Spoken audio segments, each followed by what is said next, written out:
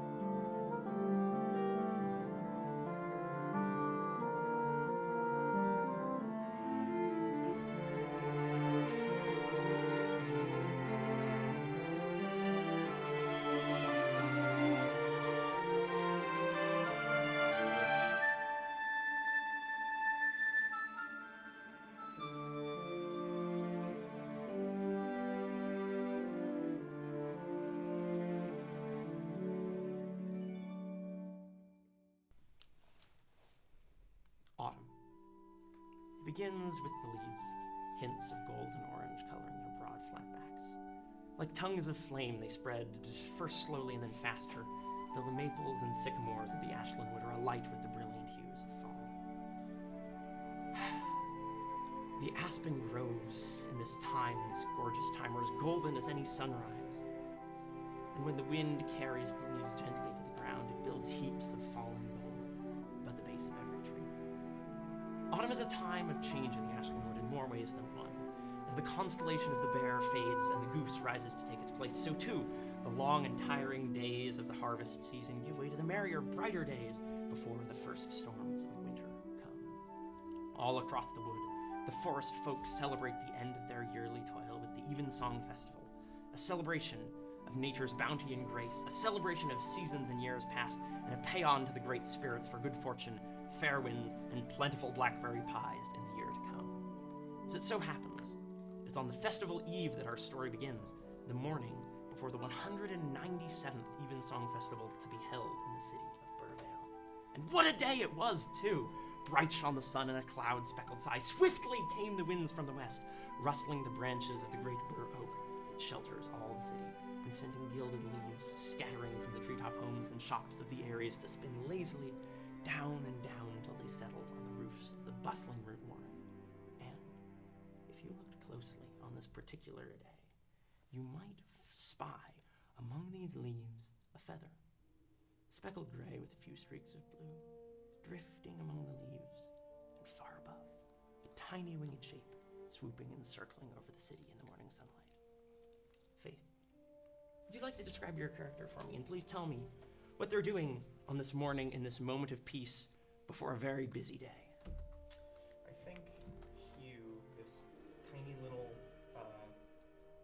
scruffy blue jay, not fully resplendent blue, still kind of grayish, a little aviator cap and goggles, Yeah. all these little map cases and bags, all these little trinkets and things they use on their many, many jobs they're doing at any one time.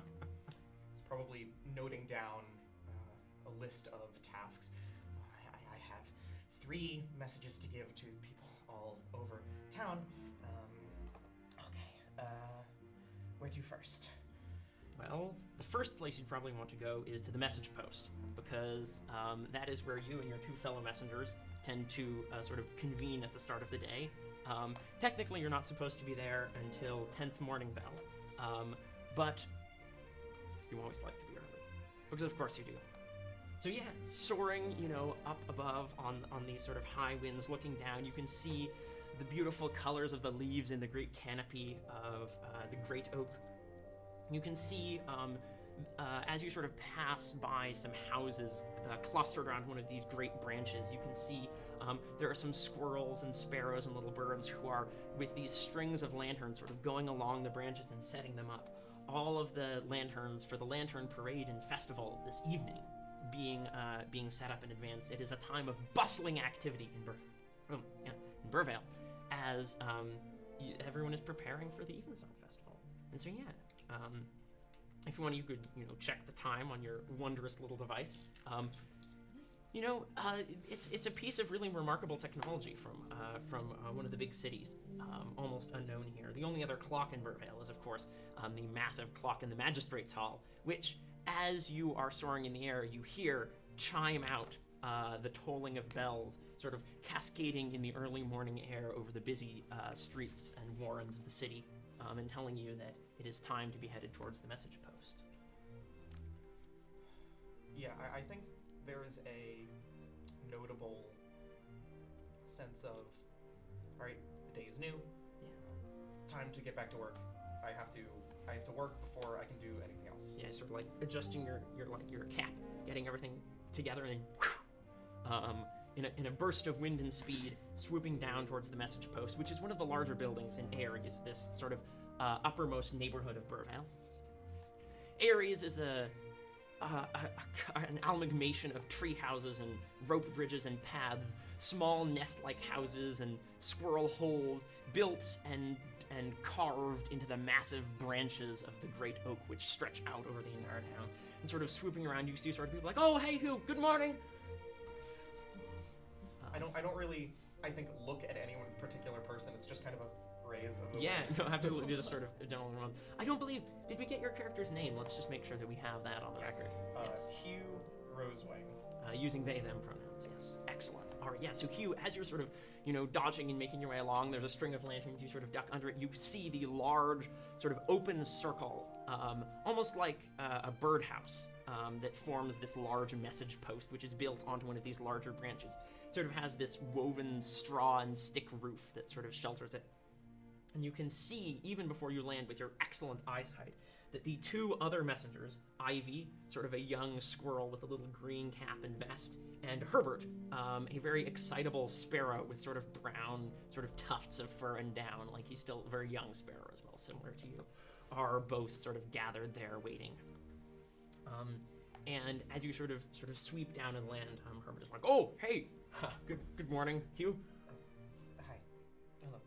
Oh, okay. I mean, we don't have to get. I mean, I assumed we would be getting started, but Ranger Harriel is still in the map room. There's something going on. And you just. Oh, sorry. I'll check it out. You don't have to. Oh, are you sure? Okay. Yes, of course. And yeah, so making your way through the. This is like there's like cubby holes along the walls with different like letters and packages and parcels in there. The early morning sunlight is shining down through these little skylights in the roof. I'm sort of casting bright beams of illumination that catch a little bit of the dust in the air, and you sort of along and little bird hops around the corner, and you can see this is probably, I would imagine, your favorite room in this small little message post, the map room. little sort of scroll racks all around with different maps and things. There's a big magnifying glass on an arm that can move to, illuminate different things. There's a telescope built into the ceiling that can look out over all of Burvale. And there's a little library ladder that leads up to a platform there. Of course, you never need that, but it's there. You're not sure at what point in the history of Burvale that the Ranger Meridian was not a great bird capable of soaring far and wide across the town. But sometime past, a Ranger Meridian who did not have the gift of flight perhaps climbed up that ladder and looked out over the territory that they had sworn to protect. And the current Ranger Meridian, of course, Hariel Kenai, a Cooper's hawk, with sort of like a leather pauldron and strapped over like a green sort of tailed caftan, green-tailed caftan with sort of like a leather belt. Is currently has the magnifying glass out and is looking not at a map but at something else that's not quite visible, and it's just sort of you can see like with one wing sort of like ruffling the feathers on the back of her head like repeatedly, just sort of. Is that you? Yes. And Hugh does the bow that Hugh always does, which is bowing down and then pecking the ground twice. Wonderful. Are the others here yet? Don't tell me they're late again. No, they're here. They. Wonderful. Yes. Can you get them in here? Thank you. Bird hops. Yeah. Bird hops back in. Okay, what's going on? Yeah, what's going on? As Ivy and Herbert enter, and Hariel, businesslike as always, whirls around, feathered, tufted head, small, straight beak, keen eyes, of course, and holds up something. It's like, tell me, what's the first thing you think when you see this? It's a little scrap of tree bark. Home. Well, yes, good thought. Look closer. And I would like you to give me either a perception or an investigation check. If you don't mind. I'm gonna do perception. It's a lower modifier, but Yeah, absolutely. Oh, you have advantage. Yeah, absolutely. First roll. Let's go. that's a hot 2 11s for a 19. So That's pretty good. Yeah, there we go. That's a good place to start. All right, yeah. So you take a look at this. The first thing you see is it's very thick bark. It looks like it's probably like aspen bark. So it's white with sort of like black stripes and knots and cracks and things on it. But it's thicker than you might expect for that, and you can see that on Hariel's sort of feathers as she's holding this up, you can see there are like smears of like it looks like maybe it's sap, but as you look closer, it's thicker and milkier than you might expect sap to be. It looks almost like creamed honey instead of the usual sort of golden amber color that sap is supposed to be. And you can see Ivy is sort of like, well, is it tree bark? Very good. Go on. it looks sick. Good. Very good. It is sick. Now, when you see something like this thick bark, the milky sap, tell me, why might a tree be growing thick bark? Oh, it's got rot in it, right? It's trying to stay up. It's falling out. Good thought. But when a tree rots, the bark cracks. It doesn't get thicker. Tree bark gets thicker when it's trying to defend from an outside threat. Anyone have any ideas what that might be? I think there's usually Hugh is pretty fast on this type of thing, but it's kind of trying to impress someone, and it. Yeah, absolutely. You want to make a nature check for me to see if you can? Yeah, I'll see if. Awesome, go for it. This is a Burvale dice one. Oh, excellent. Oh no. Times. Okay, you can use a different one. Okay. 9. Yeah, that's all right. You definitely know this. It's with that feeling where you definitely know something, but in the moment of having to produce that answer, it just gets blown away by the wind, and you sort of feel like the word snatched away from your beak just a moment before you can say it. And Hariel just sort of, termites. Yes, termites. Now, I don't have any proof that termites have been around. I haven't seen any of their channels, but that's the kind of thing that will cause trees to go into this sort of defensive state. This came out from over by Stumpton. I was doing a flight out there early this morning, and I think probably it's best if we take another look around it today. If termites are, coming around, there's a possibility of falling trees. We don't want them getting anywhere near our town or the Great Oak. We want to know where they are and how they're moving as soon as we can. And Ivy just sort of speaks up like, termites! Are they going to destroy the forest? Are they going to come here? We need to warn people about this. If termites are... No. I'm not starting it on one of these gossip chains. You need to put some respect in the truth and in the containment of information. Messengers carry information, but they also know when not to start a panic. I value truth. Well, that may be true. Do you have the map of Thistlethorpe that I asked you to get a couple days ago? Remember? Well, yes, I do remember. I just I looked around. I even asked the archive keeper about it, and are you holding it out? Yes. Oh. I realized you hadn't. Oh.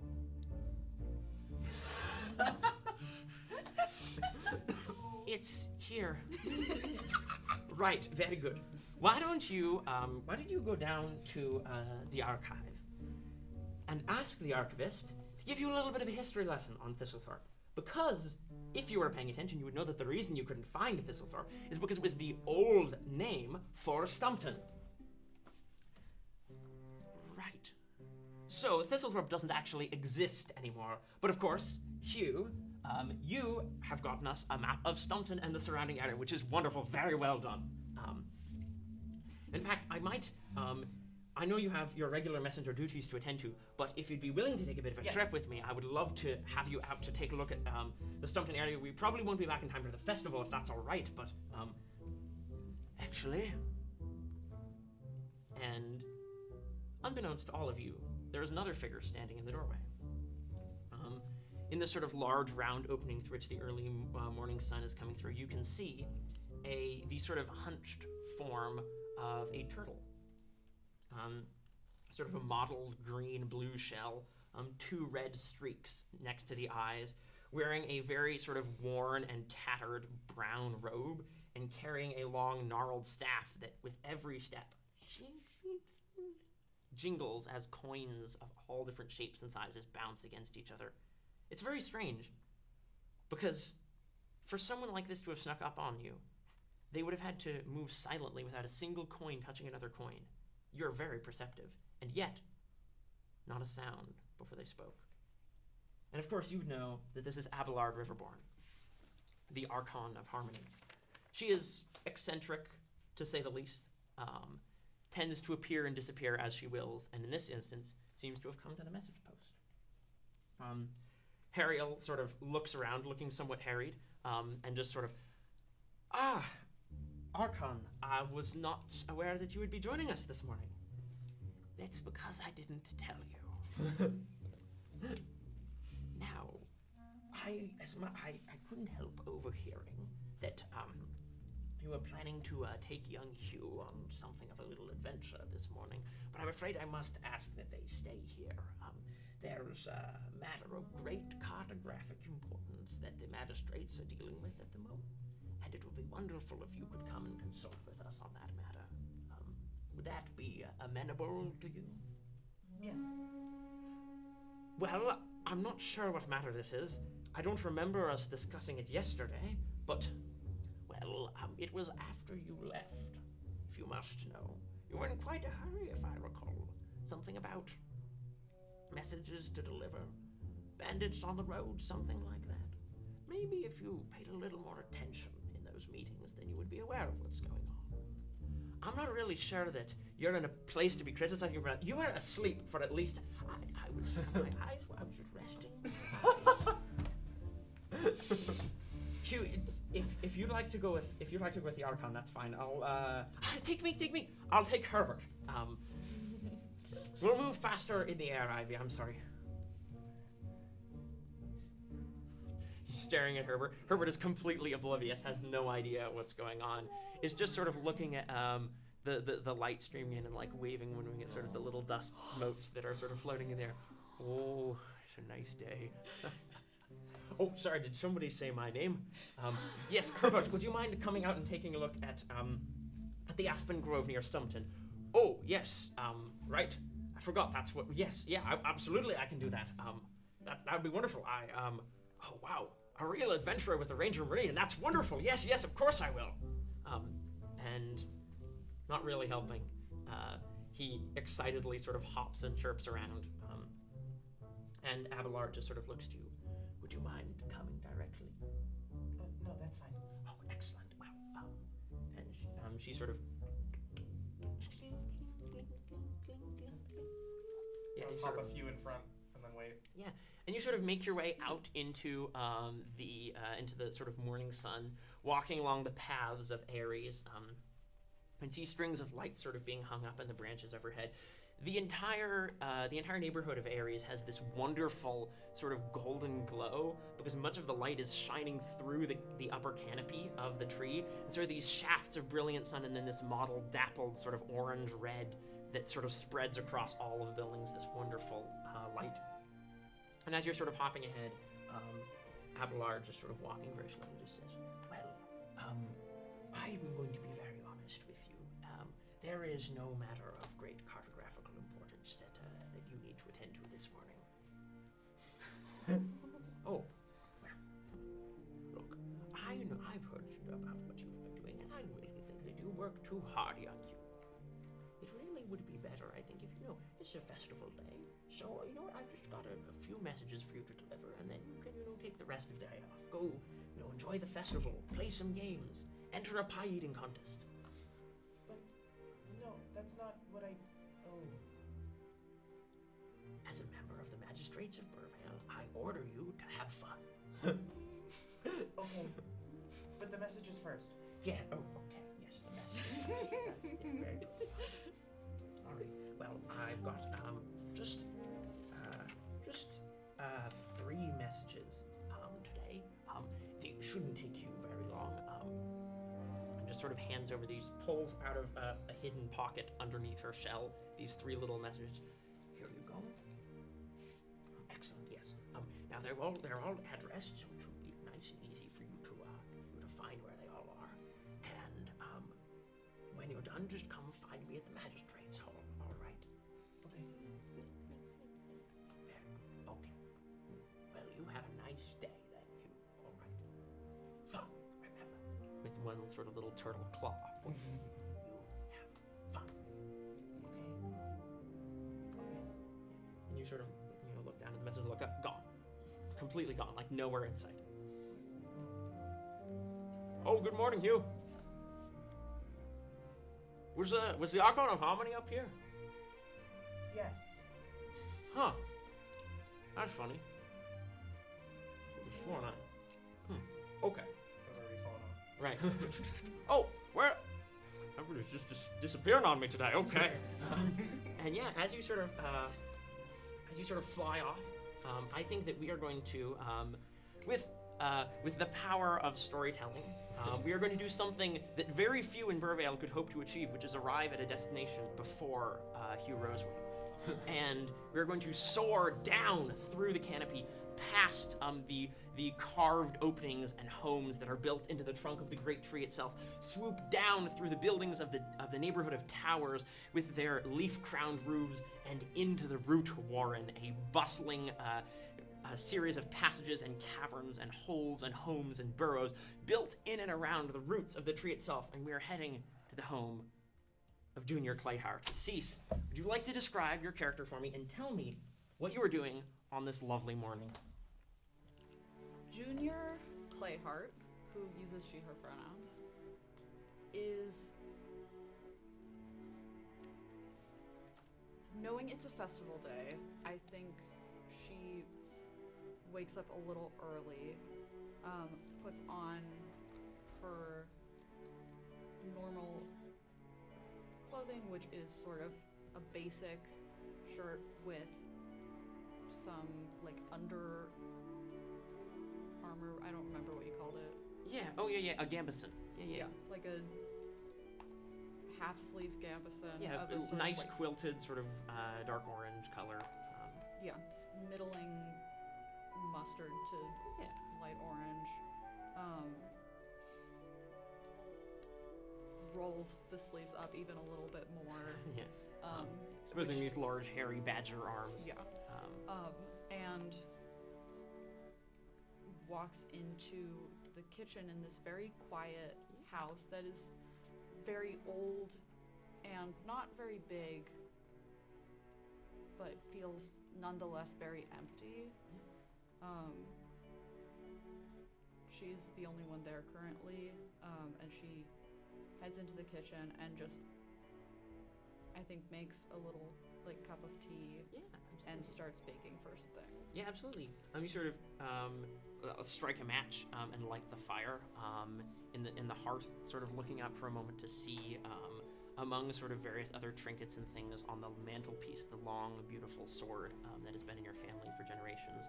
Sort of a little bit of the firelight sort of shines along the length of the blade as you do. Yeah, sort of light the fire, put on the kettle, and get to, sort of pulling out a flour bag, flouring the sort of the beautiful lacquered wooden table that that your great-great-great-grandmother carved. And just sort of as you begin, setting up all of this and baking, the tea water begins to whistle. You sort of, just dust the head like flowers in your fur, and you just sort of, you can smell that wonderful aroma as the water begins to cascade down into the mug of sort of aromatic herbs, sort of wafting up into the room, and it's just very peaceful. You can hear people sort of moving about, and there's a route that has sort of become a thoroughfare that kind of runs right over this old house, and you can hear sort of the pattering of paws and occasional chatter as people pass over. And yeah, you're just sort of really enjoying this wonderful, sort of very quiet and still sort of moment. And as you're doing that, you would hear sort of this very sort of harried bustling sort of outside the door, and then a moment later there's sort of Junior, are you in there? Yes? Oh, wonderful. Are you ready for combat training? I saw Archie out in the backyard. I think he's waiting for you. And as you're sort of frozen in this moment of having lost track of time in this wonderful, peaceful, meditative baking process, you see a tiny little hedgehog woman, Holly Pricklepaws, your guardian, makes her way inside. She's got a wonderful shawl with sort of greens and blues woven into it, wearing a brown autumn dress. Just sort of hurries in with her sort of little head spikes all sort of ruffled, and just sort of I'm so sorry, I didn't mean to interrupt. I just have you been keeping track of the time? It's almost 11th bell, and you can hear ding ding ding ding. Oh, no, it's all right. It's fine. Oh, these look. Oh, is that peppermint tea I smell? That's wonderful. You know what? I'll get a cup of tea and I'll finish these. Is this what's going on? I actually. 2 minutes. I'll put them in, and then if you could just watch them and take them out. Yeah. Oh, of course. I've got it. Yes. Yes. 2 minutes. And she runs over to a candle and puts a pin in. Yes.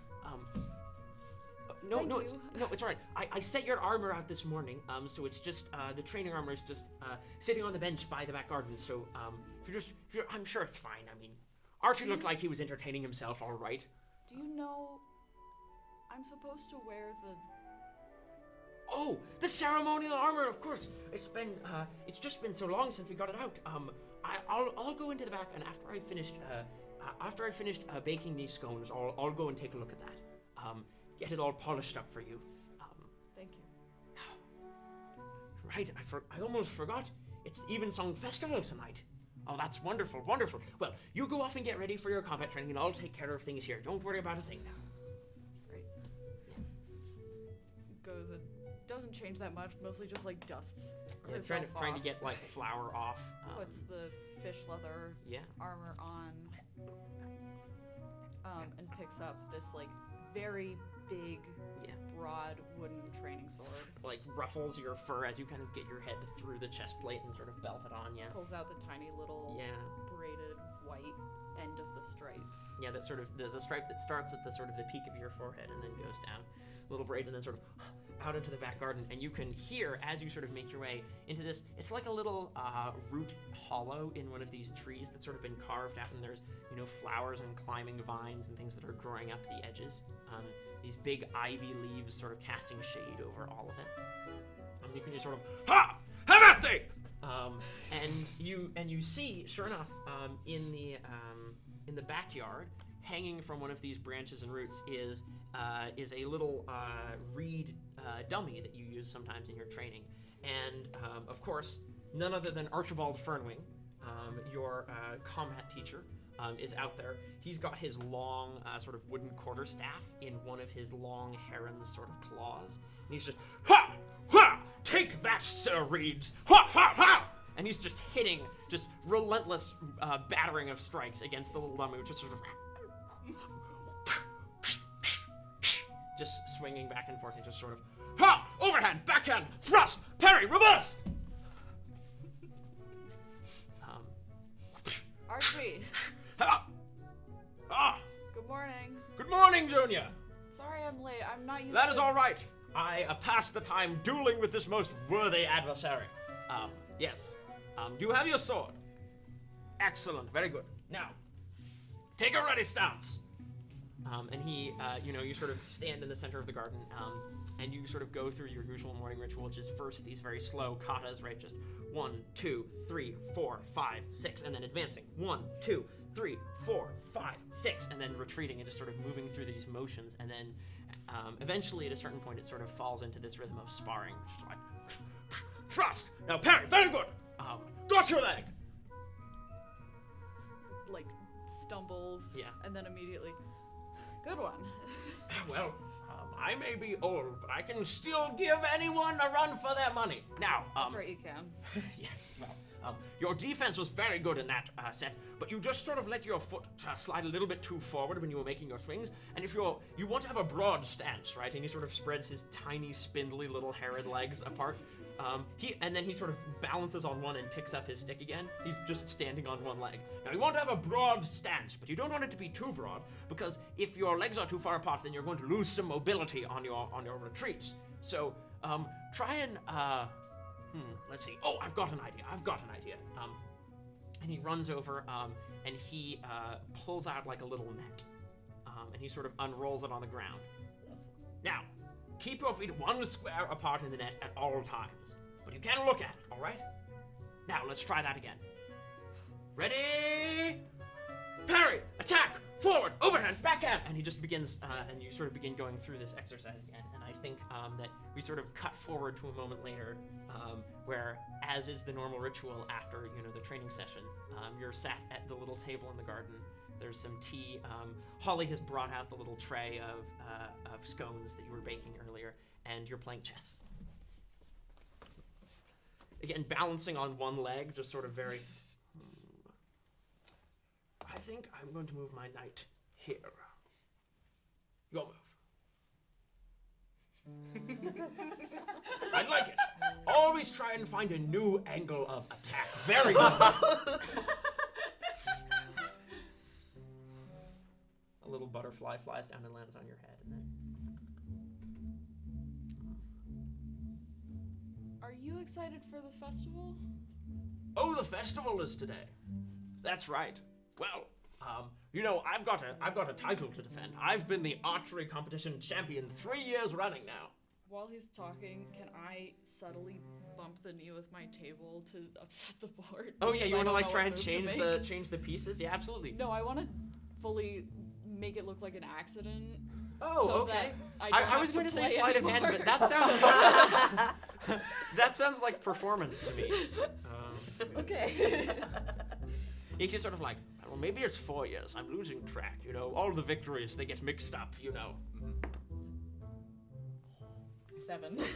Yeah, you sort of like, and you sort of bump the board, and it doesn't tip at first, like it tips a little bit, and you sort of have to like hit it again, and it's sort of, and all the chess pieces clatter out, and you sort of, oh no!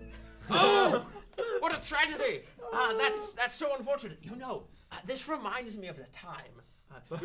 Your mother used to insist that no sparring match was over unless we honed the mind as well. That's, of course, why, we started doing this, but there was this one time, she would play every day with me. And, of course, you can never win, because my mind is as sharp as a greatsword. But, in any case, one day, there was this very peculiar thing that happened, where there was a white butterfly in the garden. And she was very certain that she'd seen it, but no matter where I looked, I couldn't find it. And funny thing was, that was the first day that she beat me. You know, it's really remarkable, a woman like Annette, that, you know, she was always so honest, so upstanding, in every word and deed. The only time I knew her to be dishonest was when she was playing chess with me. Really? Yes, it's very strange. There must have been something about that warrior's drive, you know, the competitive spirit, the need to excel in every endeavor.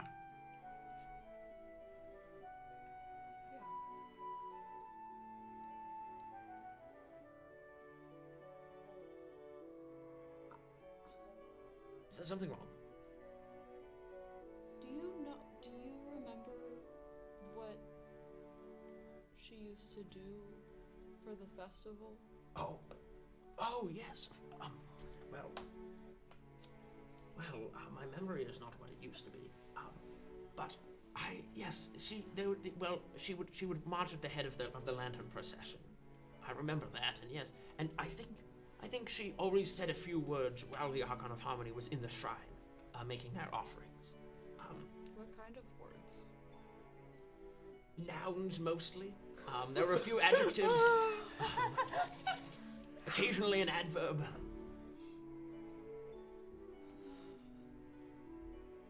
Oh, look at that, a messenger! And he points up into the air. And sure enough, you see a little blue jay flying down towards you. Because your first message of the day is, of course, to Annette Clayhart II.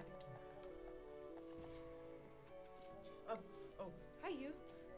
Hello. Hail and well met! Oh boy. Sorry. Oh, thank you. Unroll it. Sort of has a little wax seal of the magistrates on it, and it just says, Junior Clayhart, your presence is requested in the magistrates' hall to discuss your ceremonial role at the festivities tonight at second afternoon bell. Okay, good. They'll tell me what to do. And there's a little signature at the bottom, Matteo M. Marlemont, magistrate. Thank you. Do you want a scone? No, I couldn't. No. You can. Are you I'm sure offering. that there's another batch coming fresh out of the oven? Here, come. And you can see Holly, this little hedgehog, makes her, and she's got like these big oven mitts that are clearly meant for a badger, and she's coming out with this little tray of scones. She's like, here, come, why don't you come down here? Holly, did you make more while I wasn't looking? Yes, of course I did. Well, you see, you just ate the first batch so quickly. I felt, you must be hungry. So It's nerves mostly. Well, no, that's all right. I'm sure you're going to do great. Your mother never really worried about the festival. I mean, I know you've been putting all of this, weight on it, but really it's just, a little parade and then a little speech. I'm sure that, whatever you have to say, it's going to be wonderful. I hope so. Well, you know what? Before you go to the magistrates, we ought to have a little talk about it. You can come help me polish the arm, and you can go over what you're thinking about. We can workshop it, that sort of stuff. But yes, here, have a scone. Beak or one of the little claws dessert. They just sort of begin pecking into the scone, and crumbs are going everywhere. I'd like to say that I think it's very good, most likely. Oh, absolutely! It's very good. It's got little bits of like pumpkin seeds in it and things, and it's got a little sprinkling of cream and sugar on top. They're very, very good. It's a family recipe, not my family's. Yes, your family. Oh, I suppose yes, but it's our family's recipe. How would we put it that way? Yes. Well, what's this message about? Matteo has asked that I join at second afternoon bell. They're going to give me instructions. Oh, well, that's wonderful. You don't need to worry about it. See, I'm sure the magistrates have a system, and then they'll get you up to speed on it. After all, I mean, they know this is your first Evensong Festival as the guardian of the Great Oak. They can take care of all of this. And they'll understand that I can't remember what it was like very well, and No, that's all right. they'll tell me everything to do, and I'm very good at following instructions. Yeah, no, I'm sure that they have an itemized list. I mean, Matteo, it's all about protocol with him. Always, I was over. I don't know if you've been at the archive recently, but apparently Stellan unearthed one of these ridiculous old hats that they used to wear with a wig on it and all of that, and he's been insisting that he needs to wear it at the festival. That sounds like him. Well, let's just hope that they don't make you wear a silly hat. Your fur is just wonderful as it is. And she sort of gets up on a little stool and ruffles your yeah. Well, here, I'll clean up this chess game now. And you just go inside and it's just like, well, that was a wonderful training lesson. I have to use Amberthorn tonight. Oh, well, I mean, I mean, it's been a couple of festivals since a fight has broken out. There was that one of 187. that was quite a time. You'll have to tell me your stories. Oh, of course. Well, I've got so many old good stories, many of them with your mother in them, of course. Those are the best ones, of course. Wonderful woman. Anyway, yes. It brings back the memories. What was I? Right. Training done. Yes. Aberthorn. Just don't swing it around too quickly, because it's sharp. Yep. Good. You can keep it in the scabbard if you like. I think. Holly, where have you been keeping the scabbard? Oh, it's just right under the mantle in a little wooden box. Wonderful. Well, I would recommend just keeping it sheathed. Just for no. Not that I don't trust you with. Not that I don't trust you with it. Just it might be good to be careful. Also, live weapons, they tend to intimidate people, and that's not really what we're going for. It's more of a festival spirit sort of thing. Yeah. It's just part of the ceremonial. Yeah, no, exactly. Yeah. All you have to do is really is stand guard, and then say a few words about how you're going to protect the city or something like that. I don't know. And Annette never really thought about it. I don't think she really just sort of spoke from the heart. Yeah. Well. Speaking from the heart. Well, I'll let you get on then, and I've got to be off. Practice my archery. See, forth, and he just flies off. You've just sort of been standing there in the background. What is Hugh been doing as this conversation has been playing out? I don't think Hugh has seen Amberthorn, Okay. or at least doesn't remember, and so has been sketching it like Oh, what wonderful. Hugh thinks it looks like, and kind of. Are you drawing something? No. Yes. No. You don't have to show me or anything. I'm just curious. I have to go.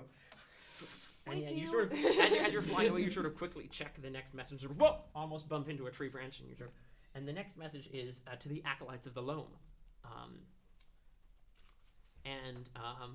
As you sort of make your way off, we sort of follow Hugh around the tree and down towards Burrows, which is the sort of the lowest neighborhood of Burvale. Beneath the great rock, which sort of stretches out towards the pond, there is a maze of tunnels and caverns and passages built in and around the rocks and roots.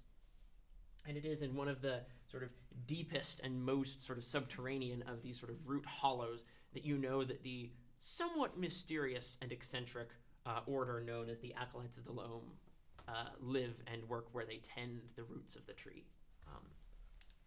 And making your way down, I think that we're going to move away, because as Hugh sort of makes their way down to land outside, we're going to head deep inside. Because I would like to know, Bobby, what Cedric is doing on this morning. So if you please describe your character and what they're up to, go for it. Yes. Cedric Gnarl Home, he, they pronouns, is dressed in just a mass of cloaks, beneath which you can see the very, very tiny form of a frog, a spring peeper. Kind of has this orangish skin, one brilliant eye and one kind of foggy and faded. However, on that side of the faded eye, you see kind of this patch of bramble thorns kind of growing up the side of their neck and almost touching the eye. Like a hand. Yeah, just grasping onto him. there is, again, this mass of cloaks in greens and blues and purples and these very natural dyed colors, but all dark. It almost turns into like a dress at the bottom, just kind of like hunched over, and he is grabbing a kind of same gnarled staff, a similar wood to what is growing on him, and the staff kind of curls around into the hand, which resembles a frog's hand, clutching an amber orb. Yeah.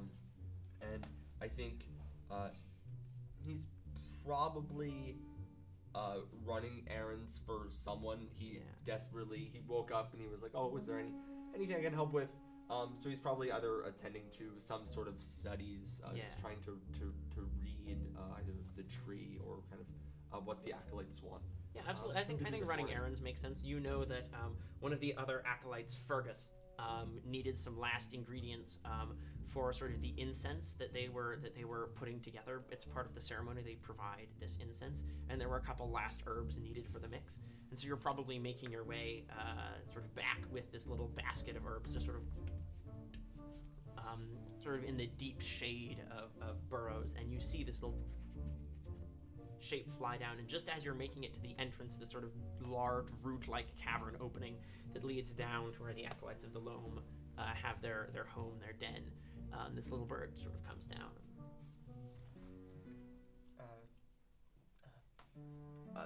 You're here. Welcome. There's This is the place where I just the have a acolytes. message. Oh, sorry for interrupting. Who's that message for? It's the acolytes of the loam, probably. This is where they live and I live too. I would assume. Yeah, here. Yeah. Oh, you're giving it to me? Well, you could give it to someone who's maybe more of. Well, okay. I know I can take it off your hands. I'm sorry. Yeah, and I'll take the letter from them. Does it say to just the acolytes alone? Yeah, I'm sorry. I'm just dealing with middle school flashbacks. oh boy, yeah. So it has the magistrate's seal on it, and then if you break the seal, how long does Cedric take to break the seal? I think before breaking it, they ask, should I open? Can I open this? Is this like? I'm sorry. Is this like I super don't know. Oh, but you gave it to me, don't you? Do they not? No, I'm sorry. That sounded meaner than I wanted to. My name's Cedric Gnarl. You don't have to tell me your name though if you don't want to. I'm Hugh. You're Hugh. Hi, Hugh. I'm gonna open this letter now, if that's okay. Yeah. Okay, and they're gonna kind of stick their staff in the muck and open the letter. Yeah, absolutely. You open the envelope and you sort of pull it out, and it's just a very crude piece of handwriting, and it just says, "Pumpkin stuck at Southgate. Need acolyte help." There's a pumpkin stuck at Southgate and they need acolyte help. Not a pumpkin. The pumpkin. The pumpkin. The one pumpkin that the people of Burvale carve every year as part of the Evensong Festival. It's a whole town endeavor. The massive pumpkin has to be wheeled in on a special sledge and positioned in one of the main squares of the town where, children can come and climb inside of it. And some of the town's finest artisans bring out special tools, polished, just for this purpose every year to carve the pumpkin. And of course, all of the innards of the pumpkin go into a massive stew pot that provides much of the food for the festival, the special pumpkin stew. I think Cedric would probably know of this tradition. Yeah, absolutely. Everybody knows about the pumpkin. The pumpkin, yes. And I think Cedric. Okay, I'm sorry, but I have to go right now. It was great meeting you, Hugh. And I'm sorry that are you hungry or something I can offer you? No, I'm fine. Okay, good, because I didn't actually have any food here. Okay. Yep. I'm gonna go deal with this Have a good day. Yeah. Oh wow. Oh, thank you. That was very nice of you. So you too. In fact, you're fully gone, just flying away. They left. They just, yeah. Okay, I'm sure that was good. They probably, yeah. They probably think things about you now. That's good. I'm gonna go. And I think Cedric is And going I to think make that their I think way. that I think that you know the sort of like the sounds and sort of life of the town sort of begin filtering in as you make your way towards the more populated Southgate. But we sort of have this constant frantic murmuring sort of running underneath all of that as Cedric is talking to himself on their way to the Southgate. And indeed, as you get close to the Southgate, it indeed grows more bustling, and you know your little frog form is getting lost. I would like you, if you wouldn't mind, to make a strength check for me, or a dexterity check, either one, to see if you can sort of weave your way through the crowd towards the Southgate. I'm gonna use dexterity. That is not surprising to me. That is a 17. Yeah, absolutely. So you're sort of weaving your way through. You can see there's sort of like a pair of large beavers carrying some wood. Like a crow flies past carrying a string of lights. You can see there's a bunch of little chipmunks who have this big wagon that they're pushing along. And as you sort of make your way through all of these people, you sort of are trying to get closer to the Southgate, and you can see that a big crowd has gathered around the Southgate. And people are just sort of talking and murmuring, and you can't really see what's going on. The only thing you can see is the sort of parapet of the wall of brambles that sort of forms the exterior sort of defense, the border between Burvale proper and sort of the wilderness beyond. And you can get a vague hint of orange somewhere beyond the gate, and you can hear like shouting and like 1, 2, 3, and then like ugh! And these sounds of like people pulling and like ropes and pulleys moving. But it's hard to see anything sort of through this crowd because you're so short and you're trying to like look between people's arms and things, and tails are getting in your way. I wonder if I can like try to hop over some people and kind of make my way out and see if I can talk to Yeah, or absolutely. find Make someone who's yeah, vaguely in charge. That here. sounds like an acrobatics check to me. If you want to go for that. Yeah. That is worse. That is a 9. Okay, so yeah, you're trying to sort of hop around and you're moving through this crowd of people, and you sort of like hop over someone's tail, and then you sort of like step in a puddle, and you sort of trip just a little bit, and someone bumps into you, and the first thing that you feel is like a splash of something onto your back and shoulder, and it's just like, oh my goodness, I'm so sorry, I didn't see you there. No, it's my bad. I know it's no, of course I know. I wasn't looking where I was going. I shouldn't have been where. No, it's alright. And you that. see sort of a red squirrel woman with like a nice corset and like a green dress, carrying like a little barrel over one shoulder, and she just sort of like, oh, I'm so sorry. That's just some berry cordial. Listen. I just live right around the corner. My wife dabbles in magic. I'm sure she can get that cleaned up right for you if you don't mind. Oh no. No. Here, no. I insist. Come on. No, that's a so lovely many robe that people. you know. Oh. Well, I can just. No. No, it's all right. I insist. Come on. It's I should do pumpkin things. So I'm gonna do that. Maybe I'll stop by later. Oh. But also I can. No, I know some. I have other clothes. that I can wear.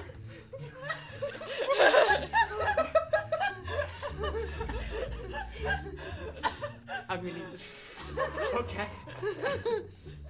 Good. So she just looks at you for a moment, and there's this deep sadness in her eyes, and she's just like, oh, you're the one who the tree saved, right? Oh, you know about that. Well, I mean, Everyone seems to know about that. well, That's, I didn't. I'm sorry. I didn't mean to no, offend you. no, I'm so sorry. If I no, that's not a bad thing that no one thinks is good. That's wonderful. You know, I always have a great respect and admiration for this tree, and you know, when that happened, it really reminded you, that the great oak is really looking out for Yeah, all the of great us. oak. It saved me. I owe everything to the great oak, and I mean to the acolytes of the loam, and I really to all of you people. So I should. I mean, to you offered to do this very wonderful thing, helping me clean up. I mean, I spilled berry cordial on it. It was really the least. No, Are you there's sure that no- you don't want me? No, to... it's really, you get like mud and dirt and where I cover all over. So I mean, it's fine. It well, always smells better than the dirt. But I should go pumpkin. Probably because the town and the tree saved me, so I Right, no, kind of owe I it understand. to If them. you need to be on your way, I'm sorry. Am I slowing you down? I No, didn't mean to. No, I'm so. Did I make Here, you? no. Hey, everybody. What's your name? I didn't. I'm so sorry. I didn't introduce myself. No, it's all right. I'm- You can't know everybody around here. You know, the town's getting bigger every day. Yeah, I'm Cedric. Oh, everybody, Cedric needs to get through. No! Can you all move out of the way? And you can see like people like, yeah, no, Cedric, just can you sort of make a path? That's wonderful. Thank you so much, everybody. He's gonna help with the pumpkin situation. Cedric's got it. Don't worry. Yes, I have it. Cedric Gnarlholm, am here and I'm gonna help. Oh, Cedric. You're Cedric. I didn't see you down there. Yeah, sorry. Just staring up at everyone. And you sort of make this avenue opens as, you know, your squirrels and chipmunks and badgers are moving out of the way to make this little path through. And you can see, sure enough, the south gate is sort of this large wooden structure that is built on these sort of cobbled stone foundations. And it's built over the thorn hedge, that this sort of thick brambly, growth of vines and tangles and knots that forms this sort of barrier with the sort of little wooden walkways along it. And as you approach the gate, you can see that the gates are open, but this large pumpkin on this wooden sledge is kind of stuck in the gate, and they're trying to pull it through, but the thorns and brambles have kind of been growing underneath the structure itself, and the gate has gotten narrower to the point where the pumpkin now can't actually fit through. And you can see that there is a large brown furred beaver with big muscular arms who's pushing at the front of this sled along with a bunch of other people, and it's just like, all right, everybody together, 3, 2, 1, heave! And they're just like pulling on this, and you can see that there is a that there is a member of the town watch who is standing nearby. This little toad who's got a bow and a quiver of arrows and this little like Robin Hood English archer type hood on, and he's just sort of like, So, your name is Cedric, huh? You got a message that we sent about having a problem down by the gate? Yeah, I came by myself, which I now realize was maybe foolish. Well, we just wanted one of the acolytes because, you see, we here at the town want to take our jobs very seriously, and as you can see, there's a little bit of a problem with the gate having gotten a little bit smaller. And usually the pumpkin is able to fit through just fine, but there's a little bit of if you could take a look at it. Maybe I can talk to him and ask him to move. Oh, talk to the vines? Yeah. Oh, that would be very good. That would be very appreciated. By the way, I don't know if I introduce myself. The names are Brogus, Ribley Brogus. Ribley Brogus? Yes. Yep, there you are. And you're Cedric, right? Yes. the nice squirrel, she said. Yeah. Okay. Well, Cedric, if you wouldn't mind just going and taking a look, I'm sure everybody would really appreciate that. Yep. I'll do that for everyone. And I think Cedric will, as quickly as they can, just kind of shimmy away from the conversation and hop over to the vines. Do they? I believe. What's the situation kind of looking like? So, sort of, you make your way into the shadow of the Southgate. There's this sort of, maybe like 7-foot passage through the thorny tangle with these little with the gates that sort of swing through in the middle, and you can see that the structure of the gate is mostly just the bramble itself, like these thick thorny roots that have grown over each other, and then they've just sort of built on top of it this little barbican structure to allow the gates to open and close.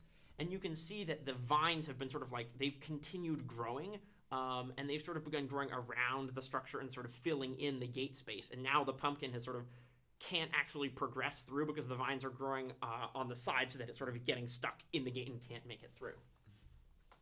I think I'll go up to these vines, and I'm going to mark down a 3rd level spell slot and cast Speak with Plants. Absolutely. And what does it look like as Cedric, as you sort of approach the vines with your and begin casting this spell? I think Cedric kind of twirls his staff in the air. The staff's, a little bit taller than him, not by much, but kind of swirls it in the air, and the amber kind of begins to glow, and then he plants it into the ground, and it's almost as if the wood of the staff kind of connects, and the vines kind of connect to each other. Yeah, you can see the root, like the staff begins to grow almost like a living tree, spreading out its roots, and they wrap around the vines, and you sort of close your eyes and focus and concentrate. Yeah, what would you like to say to the bramble? Hey, y'all. Great. Oh, yeah, you guys. Hello. Yeah. Cedric, Yep. hello. Yeah, there you are. So the people of Burvale are trying to have the pumpkin for the Evensong Festival, 397. It's kind of it's a big deal. Big deal. So if you could just like move out of the way for just a little bit, you can go back in a second. But just we gotta get this pumpkin through here. It's really great. We're eating the pumpkin, we're using it, we're using kind of all the parts. It reaches natural life cycle. Good balancing things. Done. So if you could just kind of like. Still going. Well, are you? Yeah. We respond. Okay, can you? Well, can you move? Afraid but can move. Yes. Oh, you're afraid? Yes. Why are you? I'm sorry. I didn't mean to frighten you. No. I should be a little off. Well, not you. What are you afraid of? We'll move. What are you afraid of? Oh, roots. Tell us. Afraid. Why do the roots tell you you're afraid? I mean, Trees. Say. Ready. Afraid. Why is it? What's ready? No. What? No. Okay. Just listen to trees. Just listen. And you watch as they begin. And in fact, as the roots begin to pull back, Junior, you're on your way to the magistrates hall, and you are passing along one of these thoroughfares, and you see this big crowd that's gathered outside the Southgate. Oh man, you guys need a hand? Oh! And you look up and you see a Cory Barkmont, this large beaver, at the head of this wagon. He's just like, "Oh, Junior! Oh, that's perfect timing. Yeah. Well, the brambles have been kind of growing in on the sides of the gate, and we weren't sure we could get the.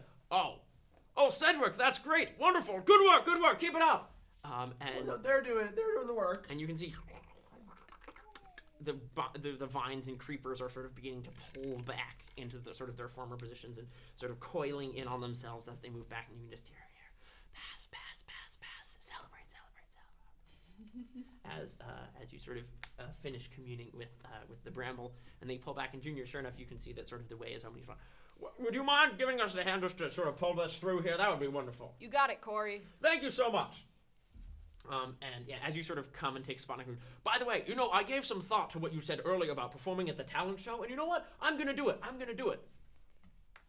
That's awesome. Well, just what you said, I never really thought that was something special, but just the way that you talked about it just, made me feel so happy, and, I just want to share that happiness with other people. So, you know what? I think I'll just, have a little thing, and I'll be doing it. And, if people like it, then that's great. And if they don't like it, that's all right.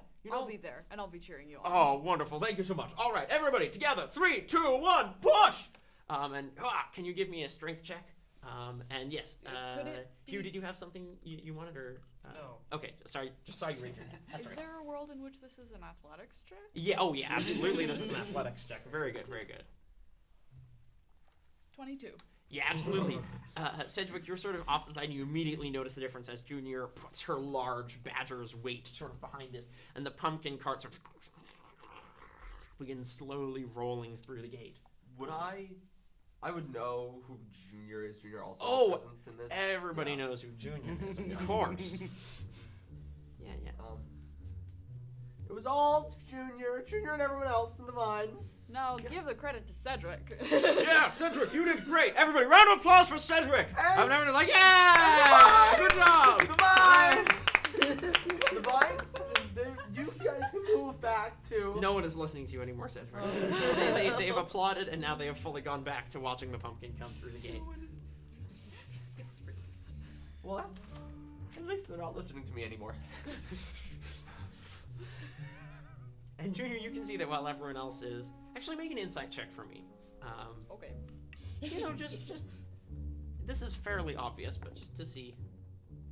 1 Okay. plus 0 is 1. Yeah. You know, Cedric seems to be feeling, pretty modest. Maybe talking to him, making sure that his contributions are valued would really help him a lot. Hey, that was great. You're right. You did do a great job. Oh, sure, but You're great. thank you. That's very Yeah, nice of you. are.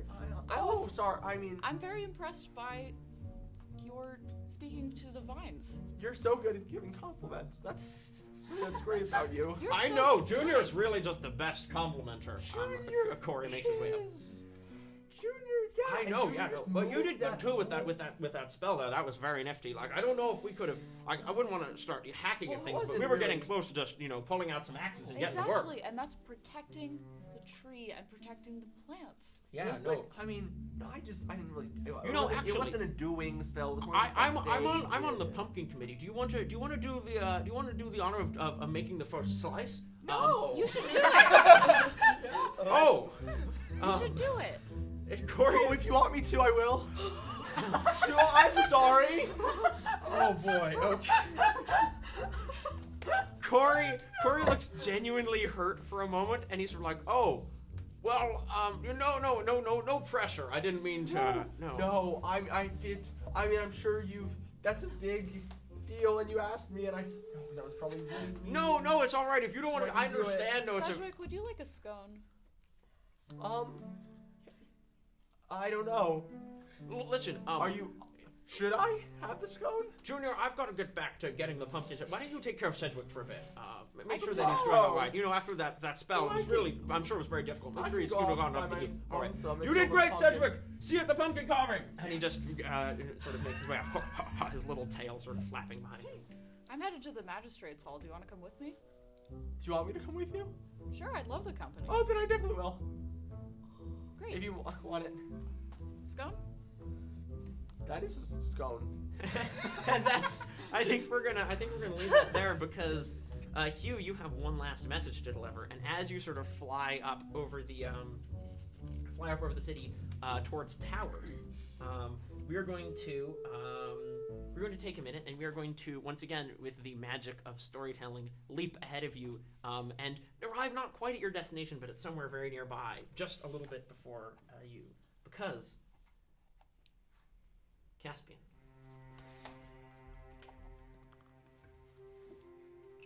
Occasionally, in the quiet mornings, in the little house where you've been living for the past little bit, you drift off.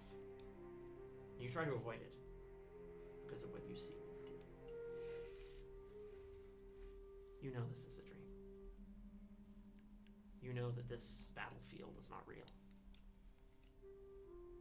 But standing in the midst of a marshy wasteland with banners tattered, flying in a foul breeze around you, looking at the bodies of your fallen comrades in arms, it's hard to believe that this is really a dream. What are you doing? I think I am probably standing very still. I'm very unsure of what I'm doing at the moment, and everything seems to have gone wrong. Everything seems to have gone wrong, and that's scary. You don't remember this And- battle. Everyone is dead, and It's just you. it's just me, and I've failed them, and I don't. Every last one of them. They're all dead because of you. They certainly are, aren't they? And you just sort of look around at this battlefield, and the only thing that you can see that is not fallen and destroyed is this one banner sitting tilted in the mud, flapping, tattered, with a moon and 3 stars and a vertical sword on it, just Can I approach the banner? Yeah, absolutely. Sort of stepping carefully over the bodies of your fallen comrades, avoiding the puddles of blood that are beginning to seep into the marsh.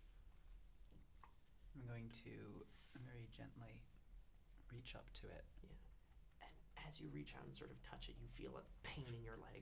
And you look down and there's brambles wrapping around your leg, biting into it, and you feel that old wound light up. And then all of a sudden you're falling backwards and you slam down onto a pallet bed, but it's not the little bed in the little house. This was your quarters. You hear footsteps coming down the hall. He's coming. You remember this. There's a smashing pain in your leg. You hear a pounding on the door, and then you wake up.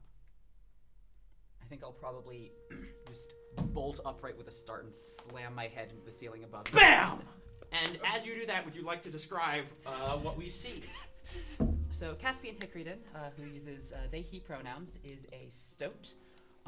They have brown fur with a sort of white belly, and as it is late fall, and stoats in the late fall mid-fall, I guess, but as stoats in the late fall begin to change coats into a white coat to blend in with snow, so there's just a faintest hint of some white specks, like branching or encroaching out from their belly area. They're wearing very simple clothing. It's like loosely knitted. It's pretty hastily made. Right.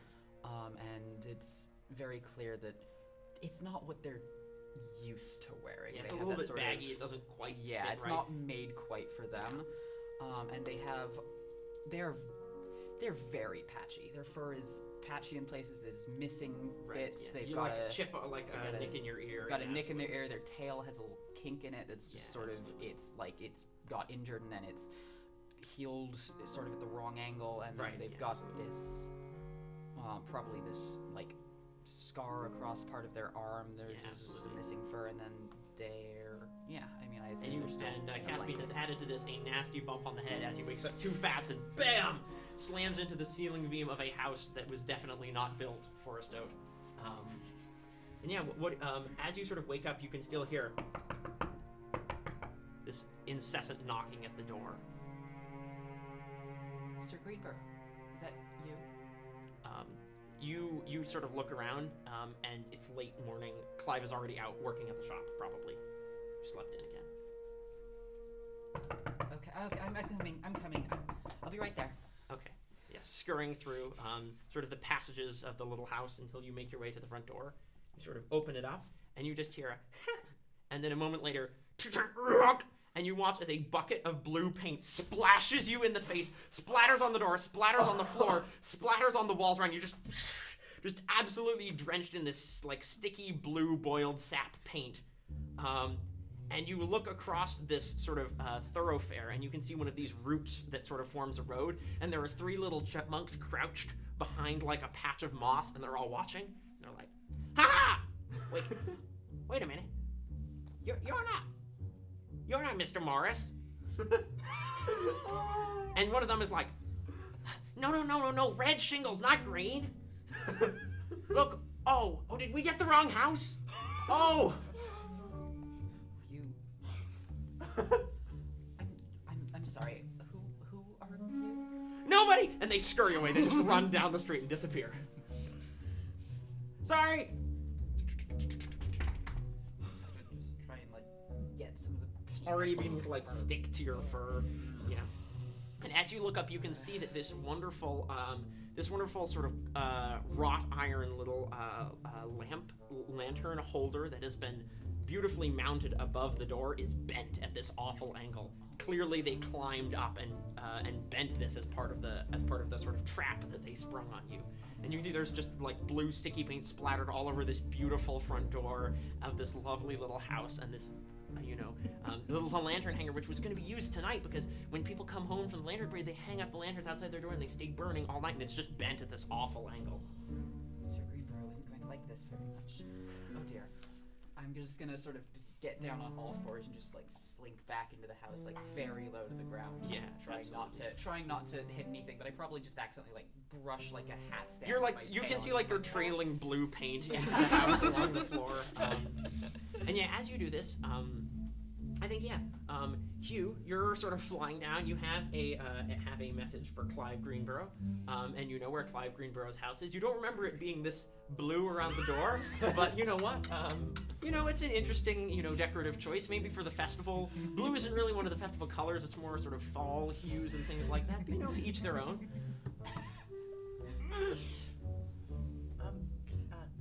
Hello? You've just gotten back to bed and are like pulling the cover back, and you hear this little bird voice from the front door. I mean, I have a message for Clive Greenborough. Sir Greenborough isn't in. Oh. I'm gonna. And when there's nothing other than so I'm just gonna like climb out of the bed again. And I'm just oh god, oh dear. And I'm going to make my way back to the front door, and I'm just gonna poke my head around the corner. You can see this like mangy stoat head covered in blue paint. Hello? Hi, are you... Where should I... I can take it. Okay. I'm gonna reach out a hand, realize it's covered in blue paint, and then reach out my other hand, which is hypothetically not covered in blue paint. Yeah. You're fairly dexterous. You managed to sort of tuck behind the door a little bit as it came down, and so only half of you is, He every so often kind of like raises a wing or just turns a head in looking like he's about to say something and then decides against it. Is there something you want to say? Oh. No. There's a flutter, and yeah. Okay. Oh god. Oh dear. This is. I'm gonna find like a place, probably like a fireplace mantle. I'm gonna just gingerly place it, and I'm gonna just leave it there, just sort of pat it a couple times, and then. As you sort of pat it, you notice that the seal that's on it is not like the regular messenger seals. It's the seal of the Council of Magistrates, the 5 leaders of Burvale. And given that today is a festival day, and you kind of have some idea that Clive has been working on some kind of a project for them, that maybe this is an important message that needs to be carried urgently. Sort of stare at it on the mantelpiece. Well, I'm gonna pick it up again. I'm gonna sort of probably get like a coat or something. Yeah, absolutely. Like a little, you could get your cloak if you wanted to, or not. I think I'll probably leave the cloak. Okay, yeah. The cloak stays hanging on the little coat rack, and you grab like a shawl or something and sort of wrap around one of Clive's spares. He has many, and sort of throw it around your shoulders and just make your way out. I am keeping, as I walk, I'm keeping very low to the ground. I'm probably actually on all fours. Are you trying to avoid attention? Yes. In that case, give me a stealth check. Why don't you? Just a full adult crawling around town. 17. 17. Yeah, you're pretty stealthy. I think most people don't notice you. Have you ever seen a scared cat that's like trying to Oh, yeah. really low to the ground? I'm just like that. I'm just like very skittish. Anytime anything brushes me, I'm just like. Yeah, well, Towers is sort of the most structural district of Burvale, and that there are these buildings that sort of rise up around the roots. So you're making your way down these little roots that have had steps whittled into them and that kind of stuff. Sort of making your way down and trying to stay in the shadows of buildings. For the most part, yeah, you pass unnoticed on the not very long walk to the blacksmith shop, the forge, where your sort of pseudo-guardian, I guess, has been working. And why don't you describe for me, Ev, what Caspian sees as he makes his way into the shop? What is going on there? Yeah, Clive Greenborough, him, is a very small, very stout pygmy shrew, with very scraggly hair. It's mostly brown but getting gray in some areas, showing his old age. He's getting on in years. He is. Yeah. But he's small, but there's just a presence of like strength about him. Yeah, especially as he is currently with his simple tunic already covered in dust and kind of ash. Yeah. That's the word I'm looking for. And like simple trousers and leather, fish leather apron. is currently hammering away on an anvil with a Ping, yeah. ping, ping. Sometimes stopping to quench it in Yeah, absolutely. in the And water and next the to special him. project that you've working on is, of course, every year, as part of the Evensong Festival every year, new offerings are made at the Great Shrine on the Rock of Burvale, and these offerings usually consist of coins, which are emblematic of the Great Spirits. And this year, Clive, your little sort of blacksmith shop with you and the couple of other sort of apprentices and people who work with you were given sort of the honor, which passes among the different artisans and craftspeople of Burvale, of crafting these tokens to be sort of offered to the spirits at the ceremony. And so I imagine that's probably what you've been in the process of working on. So like hammering out etchings, punching out the centers of the little coins, flattening them down, getting them all ready to go. And I imagine you're probably just about through with the last one, right as you see a fairly dripping Caspian with leaving a slight trail of blue paint down the sort of wooden steps of the little route that come down to the sort of shop, which is built in a little grotto. I probably do a very something that's probably quite common for Caspian to do is just like sort of stick my head sideways around a corner. Ping, ping. Oh, here, let's try that again and get the sounds together. Yeah. We had such a good ping, ping, ping, ping, ping. Oh! Sir Greenborough. Just Clive is fine again. Sir Greenborough. I have a letter for you. Okay. Here. Oh, hello. You can see one of your apprentices, Gideon, is in the shop, and he just sort of, oh, hello, Caspian. You're looking blue today. Yes. Are you all right? I'll be fine. Okay. Ping, ping. Just turns So, back to his work. Sir Greenborough, you might like to know that the three young chipmunks were laying a trap for one of your neighbors and misremembered which house they lived in and poured blue paint all over your roof and front door, and they bent your lantern holder a little bit. Would I have any idea of like a group of 3 young chipmunks Oh, in the you neighborhood? absolutely know who Yeah. these people are. Oh my goodness. Yes. Henry, Hawthorne, and Hugo would be the chipmunks responsible for this heinous crime. And yes, Heinous. absolutely. Well, because we were going with the H theme. I Henry, know. Hawthorne, Hugo, heinous. Right? Horrid. Horrid. Inexcusable. Sorry, I need a moment. Okay, we're done. Okay, moving on. Horrible. Yes. Henry, Hawthorne, Hugo. Those kids. I will be speaking to their parents and they will be cleaning it up. Have you had breakfast? I had the muffin you left me. Okay. Have to try the pickle. I had the pickle. Excellent. Hang on, wait, pause a moment. Deception Did you check. have the pickle? Deception check! It was pretty convincing. I got a 21. Insight check. Yeah. Okay. Uh-oh. That's gonna be 23. Ah, Caspian did not have the pickle. It's okay if you don't have it. I don't. Anyway, well, you could. Thanks for the letter. Yeah, I should probably go to... I think we have like a sink back. Oh, I was just going to basin. go to the baths. Yeah. Okay. Yeah. Whatever. Yeah. You sleep okay? Well enough. Okay. Well, you're welcome to stay here if you want. After you clean up or whatever you. I don't know what you wanted to do today. I don't know. I've heard people mentioning a festival. I don't... Well, the Evensong Festival is wonderful.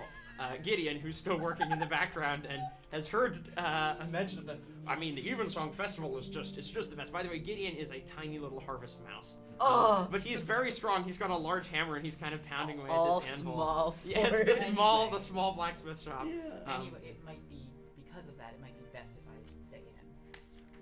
Oh no, the festival is wonderful. You should have. I mean, this is your first year in Burvale, right?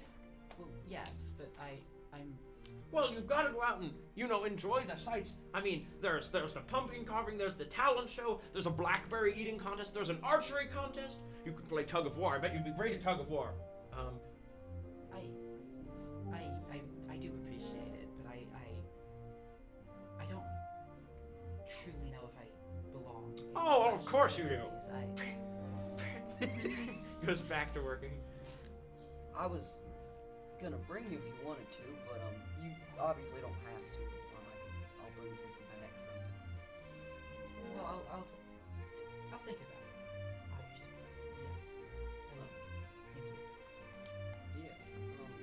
Gonna read the letter. Yeah, you open up the letter and you can see that it is a short message from Yashina Brightleaf, who is the tradeswarden of Burvale, one of the 5 magistrates, and specifically a message requesting that you bring the completed spirit coins to the magistrates' hall by 2nd afternoon bell. How close are we right now? You're probably I believe I said we were at like 1st afternoon bell, so you've got about an hour. Okay. I mean, like on the how much do we have left to complete the project? Oh, you're working on the last one right now. Okay. Yeah.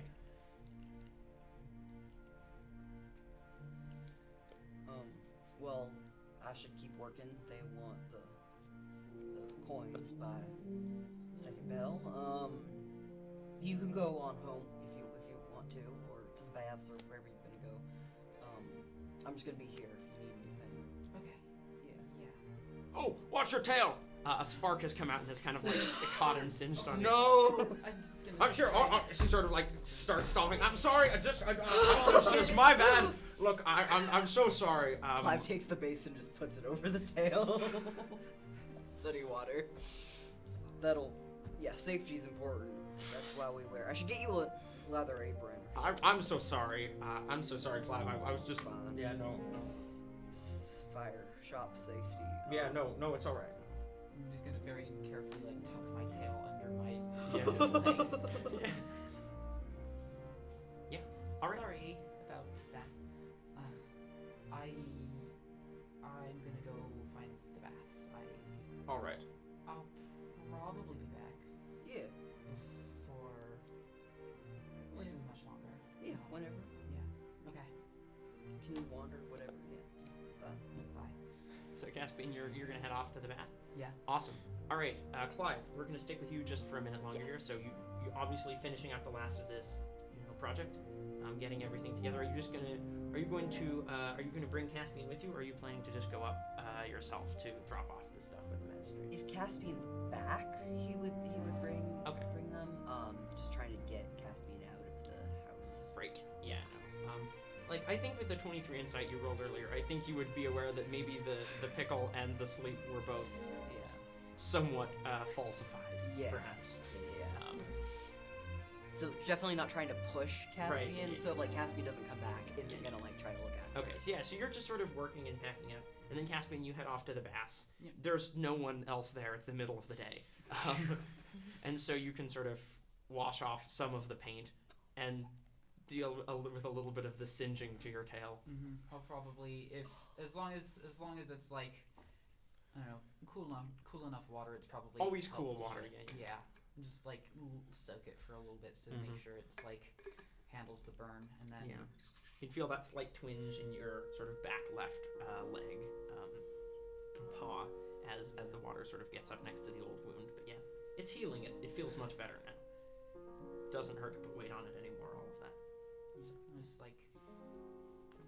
probably spend a good half hour in the bath, as long as nobody else shows absolutely. up. I'm totally fine. Just I don't know. Yeah. I think at one point, maybe as you're sort of just relaxing and sort of looking up, the bath, the little bath is there's a fresh, clear little stream that trickles down from the rock. There's a little well somewhere in the base of the tree, and the stream trickles down through this channel that's been cut in the root and then spills into this little grotto. And it's very shady. There's, ivy and moss that have sort of grown up around it. And so it's this almost perfectly natural, deep little hollow where the water sort of accumulates, and it's always fresh and clear. And so as you're sort of just waiting there, there's paths and things around. And at one point, you see this sort of large shape, a shadow sort of passes over, and for a moment, it almost reminds you of something. But then it passes, and it was just, a badger or somebody, maybe a raccoon or a skunk, making their way across the path, and their shadow just fell for a moment on the path. Keep it together, Caspian. You're safe here. Yeah.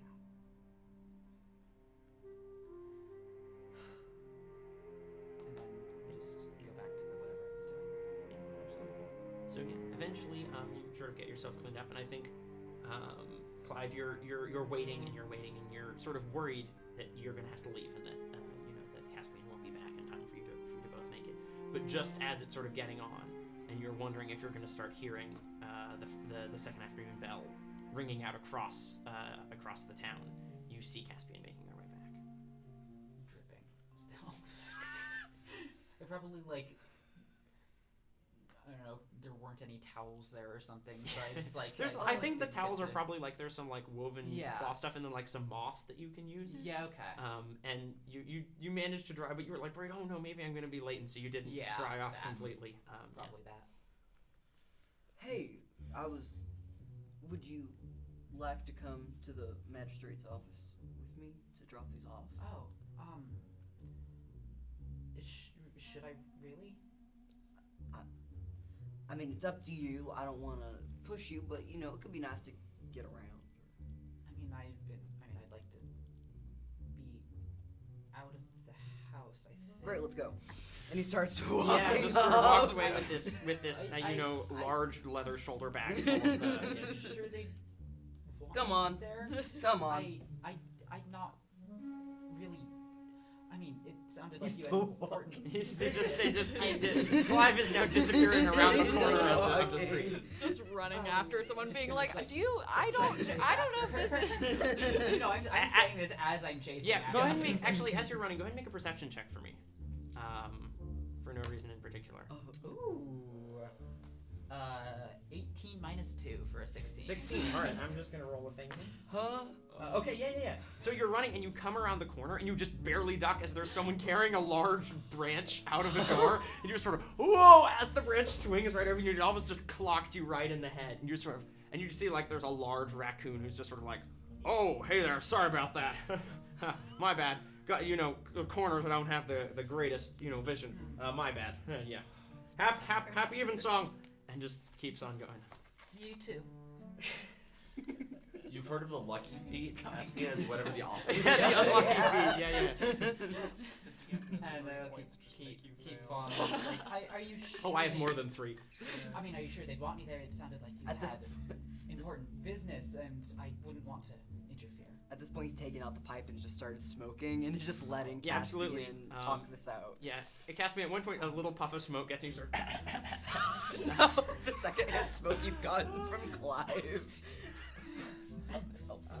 And so yeah, Clive, you're sort of hurrying on your way, smoking your little pipe, little puffs coming out, Yeah. your little, you've got your little pipe clamped in your little pygmy shrew snout. Yeah, I'd imagine most of it's not tobacco, but it's herbs, so Yeah, it's maybe yeah. not as... Yeah. It's not vile, it's just No. very strong. It is. Like, yeah. and so yeah, there's these sort of little puffs of aromatic smoke that are sort of coming out of the pipe. And I'd like to think that as the two of you are making your way up through the district of Towers, through the Towers neighborhood, which has all these sort of little spires and buildings and things that are built around the roots, you sort of end up on one of these main thoroughfares. And Clive, you would see someone who you recognize, which is of course Junior, and someone who you maybe don't recognize, which is Cedric. And I think Junior, you probably smell sort of the pipe herbs, and are like, oh yeah, I know who that is. And yeah, you would sort of see them because you're both heading to the same place. Burvale is not a large enough town where there are too many ways to get to one place, and so eventually your paths cross on sort of this busy thoroughfare, which is built on one of these large routes, sort of like wooden sort of steps and things sort of carved into the natural bark of the root as it leads up towards the magistrate's hall. If I smell him before I see him, I think that I go, does my nose deceive me, or is that Clive Greenborough? Junior, how are you? I'm wonderful. How are you? Happy Evensong. Happy evening song. I'm good. Got the coins right here. Caspian came along. Caspian, do you know Junior? I don't believe we met. Hi. Great to meet you. I'm Caspian. Junior, Playheart. I'm here too. Oh, this is it's a tree Cedric. guy. I'm yeah. Yep, it's me, Tree Guy. That's all you need to know me as. Hi. Cedric Gnarl. We're going to the magistrates. A place I was asked to go to. Yep. That's where we're going to. Oh, amazing. Let's walk together. I guess it is. I mean, Junior confidently strides off down the thoroughfare. okay. Come on. I think as there are probably two very confident striders going very forward. I'd like to say Cedric kind of hangs back with Caspian. Yeah, absolutely. So you two, huh? Well. Oh, I'm sorry. I didn't mean. No, that's okay. I am just I'm not from here. I don't Oh. really. Caspian, make another perception check for me. What's gonna happen? 14. You sort of look up just in time, and you see a small messenger's satchel just sort of falling towards you, and you sort of and step out aside, and it just plunk, and lands in the ground next to you. You caught it on a branch. It snapped off and fell. Drop this. Hello? Very quickly downward. Oh, I'm fine. Okay. Hi, you. Kind of like snatches it with his Oh, claws. is this yours? Yes. You're the person from earlier. Yeah. I'm sorry. I've been so weird to you today. I'm very sorry. It's fine. It's Evensong, and there's just a lot going on. Happy Evensong. That's what people say. I think in Hugh's head, like the have fun is like ringing. Yeah, you can just see that accusatory pointing turtle claw. Have fun. Yeah. Okay, are you all going to the... Magistrate. Okay, I'll go with you. Oh, That's right, you will. Come on. okay. Awesome.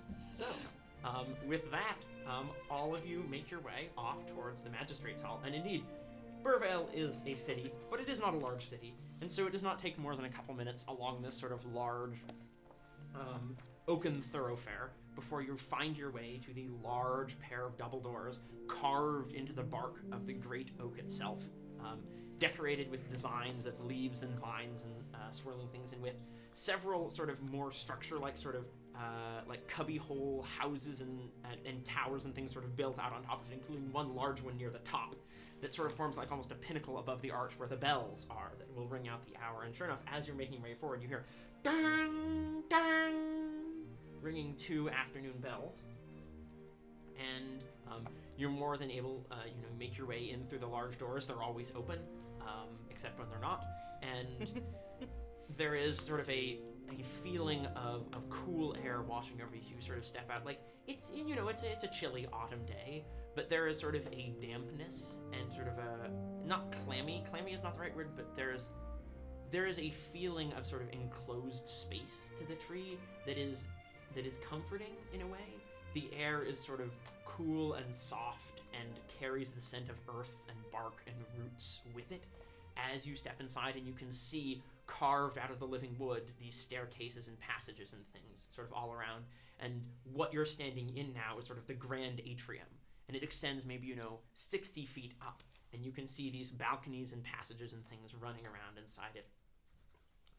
The very oldest part of Burvale, this hall, is carved into the tree when it was not safe to build a house outside for fear that a storm or a coyote might destroy it in an instant. Now these sort of old oaken passages are more constructed and used out of memory than out of necessity. But the magistrates never got around to moving out of this place, and as the town has expanded, they've found more and more use for all these old empty rooms.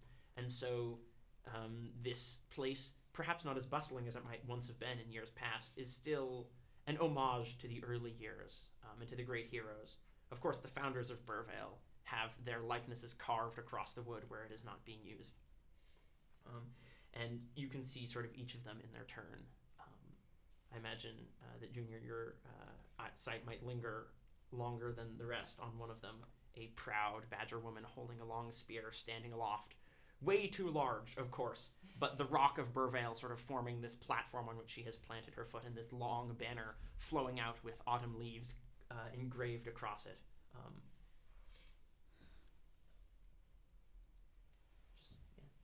And yeah, you're sort of waiting in this atrium, and you can see that there are these little carved annexes and nooks and things on the sides.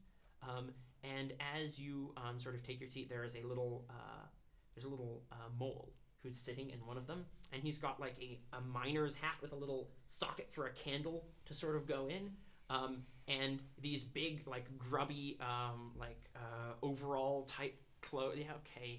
I'm just happy. It's fine. It's fine. Yeah, no. This is this little sort of grubby mole with these big work overalls, who's kind of got like a shovel and a pickaxe that are kind of just sort of sitting next to them, just sort of. And they got like a pair of little glasses perched on their snoot, and they're reading a tiny little book. Just sort of. Oh, hello there. Are you waiting for the magistrates as well? That's right, we are. Oh, wonderful. How are you today? Oh, I'm very good. How are you, Junior? It's good to see you. Happy Evensong. Happy Evensong. Just a moment. Sorry for interrupting your book. Oh, it's all right. It's just a little light reading. What you reading? Oh, just some poems. I always like to, for the season, appreciate the works of some of the early poets. Their portraits of the mundane life are just so inspiring. But yes, unfortunately, the reason that I'm here is not as exciting. One of my work crews has been slacking off. Well, many of them are new to town. I don't want to be too hard on them. At the same time, it's a busy time of year. We have lots of orders coming in. There's always, you know better than anybody that metalwork always requires new metal. So, when one of the work crews starts slacking off, I'm not really sure how to handle it. So I was hoping to talk to the trades warden about maybe, having some kind of a, I don't know. I dig. I know the stones. I don't know people. Fair. But yes, I'm not sure what's been going on. They were supposed to have their open council time. Well, I heard the second afternoon bell ring, but they're still in there. Some kind of argument. I don't know.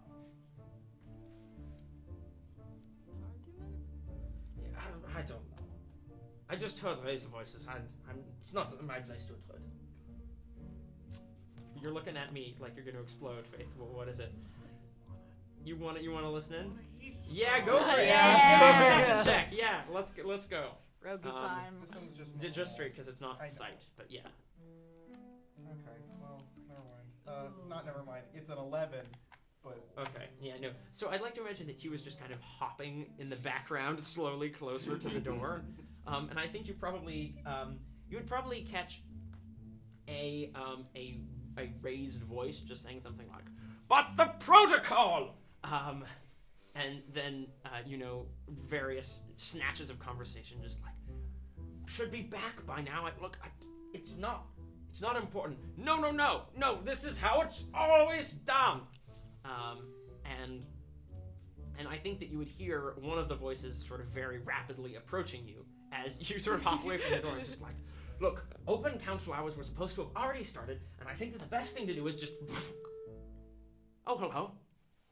Hi there. And you see the sort of quite literally bright-eyed and bushy-tailed form of Yashina Brightleaf, the red squirrel tradeswarden of Burvale. She's got, a very nice sort of little capulette over like a blouse and little squirrel pants. and Squants. probably doesn't have like glass or anything, but has like a pair of like reading spectacles tucked in her pocket, and she's carrying like a large ledger in one hand, and she's just like, oh, yes, okay, yes. With me. Oh, of course. So, yeah. No, I can go. if you No, want. come in, all of I you, all will, of you. okay, if you want me to. Yes, no, that's all right. Yes. Should I be here? The council hall is open to all Burvalians. Of course, come Well, I'm not. You're fine. You're Go, fine. Bass. Come on in. And okay. you can see she just sort of flicks her tail as a sign of dismissal. And as you all follow her into the council hall, I think that seems like a great place to take a break. Woo! Yippee! All right. Lunchtime. So we will be back in just a minute. But until then, have a good time.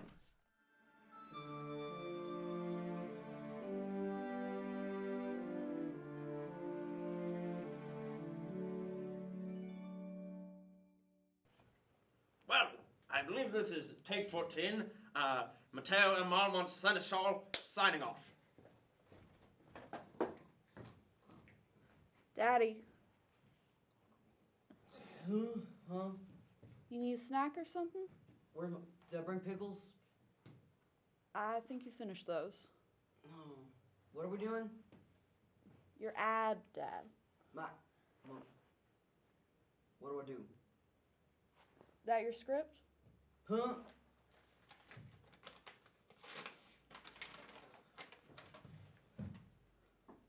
Yeah. Okay, Dad, can you look at the camera? No, one? this one. Where I am. I Dad. can't see you. There's lots Okay, everywhere. and where I am.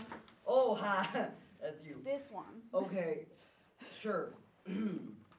What do I say? What'd you write?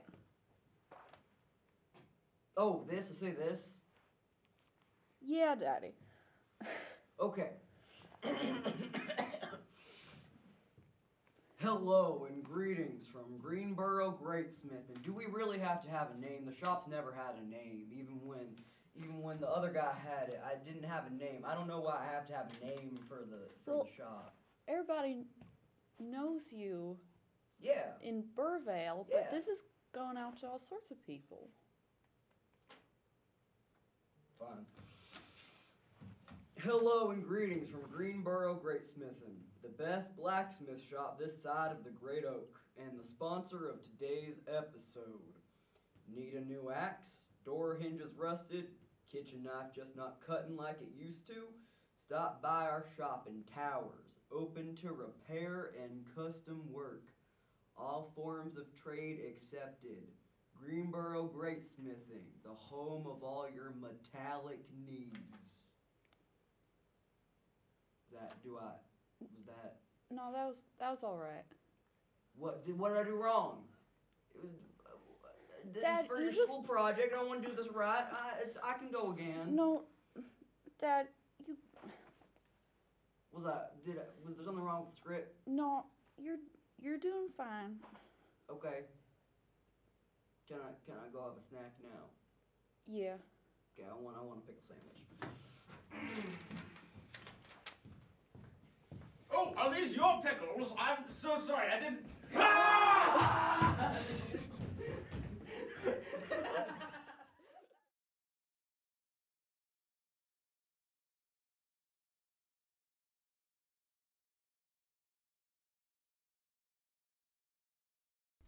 Welcome back, everybody, to the Siege of Burvale. In the first part of our first session, we met our lovable cast of woodland warriors. Some of them more warrior-like than others, but all of them equally from the woodland. We saw them doing some day-to-day things like delivering messages, practicing swordplay, working in their forge, getting pranked and covered in blue paint, and being awkward in social situations. So much experience. It's very strange that I am playing so many characters in the story, and Cedric is the one who I relate to the most. We've all been what you've there. That is all right. jokes aside, we got to see all of our wonderful our wonderful Burvalians. Wow, that Wonder really, furball. our wonder furballs. Our wonder furballs. I wonder Technically. furballs. 3 of them. Yeah, Yeah. yeah, and then a feather ball and Slime ball. Wonderful. Slime ball. slime ball. Oh my goodness. This is the most professional recap ever. Like, Critical Role, they've got nothing on us. All right. You want to just start again? No. No. This is final cut stuff right here. You hear that? Yeah. You hear that, Bobby and Cease from the future? Final cut stuff. Yeah. Anyway, Oh. we got to meet our wonderful Burvalians in their natural habitats. And then finally got to see them all brought together by a common purpose, namely a visit to the Hall of Magistrates, sort of one of the oldest sort of buildings, spaces in Burvale, an edifice that has stood since the town was first founded, that bears carvings and memories of its great founders, and that is the home of its magistrates, a council of 5 personages elected by the people of Burvale to tend to what little sort of government needs a town as sort of small and sort of connected as Burvale is. And upon arrival, the party members were all ushered in by Yashina Brightleaf, who is the tradeswarden. Most of you would be familiar. The tradeswarden is sort of responsible for keeping track of business. You would have all seen Yashina about walking the streets, checking in on business owners, making sure that trade is going very well, resolving any disputes that might arise. Obviously, Burvale has a barter-based economy. There's not really any coinage, and so occasionally there will be disputes about value or contracts that maybe are not agreed upon, and it's Yashina's responsibility to arbitrate those disputes and to make sure that trade, both within Burvale and with the other settlements and towns and cities of the Ashland Wood, proceeds on a basis that is, profitable and prosperous. So she's always very busy out and about and never seen without her ledger, which is this large leather-bound book, a very fancy, sort of almost slightly iridescent fish leather that holds this heavy ledger. And she sort of beckons you all in, just come in, please. I'm glad to see all of you here. I believe I have business with most of you, and it will be good to attend to it all right away. Marmont, move! I need the table. And you can see inside there is this long, table is not maybe the right word for it, because it's this long extended sort of piece of the tree that has not been carved away.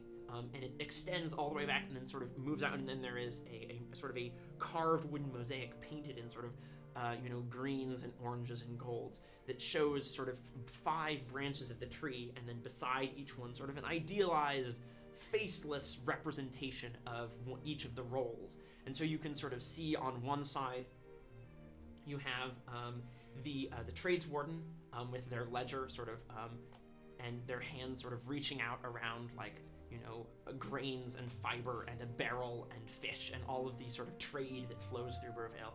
And then you can see the seneschal, who's responsible for sort of what law and sort of judicial power needs to be exercised, however rarely, as well as for many official correspondences with other towns and cities in the Ashland Wood. They have a little wooden gavel and a sort of a scroll that they are holding. And then at the center of the tree there is the Archon of Harmony, who's responsible for the sort of maintaining of the more spiritual side of life in Burvale. They preside over the festival every year. They are sort of a spiritual leader. They are not specifically a follower of any one of the 7 great spirits. Instead, they interact with all of them equally. Often an enigmatic figure in the history of Burvale, but still a very important and pivotal role. Then, of course, there is the Ranger Meridian, who is responsible for voyaging beyond Burvale to secure the lands around it, to protect the people of Burvale from threats of nature, from storms, from wild beasts, from famine and drought and plague. Depicted with a telescope in one hand and a bow in the other, looking out from the great tree onto the forest around. And finally, the archive keeper. Depicted surrounded by scrolls and tomes and texts, looking up at the stars with an open book in their hands. These are the magistrates of Burvale. They are the elected leaders of the town. These positions have passed through many paws, claws, and hands over time. And currently in this room are two of these magistrates, Yashina Brightleaf, who we already know, and Matteo Marlmont, who many of you would have encountered before, a scruffy little muskrat with a very with a great sense of decorum. He's wearing what could best be described as like a waistcoat. You can see he has a very like stiff white shirt underneath it, and he's got his little tail, and his fairly shaggy, almost perpetually slightly soggy hair has been like slicked back, and he is wearing an absolutely ridiculous wide-brimmed hat with a large reed wig that almost completely covers his head, just sort of poking out around the sides, and it has a large sort of worked copper like disc on the top of it that is set into it, and it has the emblem of the great tree on it, and it keeps slipping forward because of the weight of, and so he has to keep kind of pushing it back up. It just looks like, this is a large table. Surely you can use another piece of it. And Yashina's like, can't you see? Look, they're guests. They have business to attend to, and can you at least clear some of those papers off? And he's like, yes, of course. Pushes the hat back up, sort of shuffles all the papers. Well, oh, hello, Junior. Hello, Clive. Please sit down. Oh, Hugh, you're here too. Excellent. Harriel left something for you, by the way. A message here. Hands it over. You unfold it. Just a little scrap of parchment. We'll be gone a few days. Take care of things for me. I trust you. H. What does it say? I'm gonna be taking care of I guess the Ranger Meridian's business for a few days. Oh, is that so? Should have looked at you. Are you qualified for such a position? And Yashina's like, Marlmont, that's no way to speak to them. Come, of course they're qualified. If Harriel trusts them, then I do too. Now, please, take a seat, all of you. I suppose that also settles the matter of whether or not we need to wait for Harriel for the council to begin. Now, the only people we're missing are... I'm here. And you all look around, and standing in the door is Abelard Riverborn.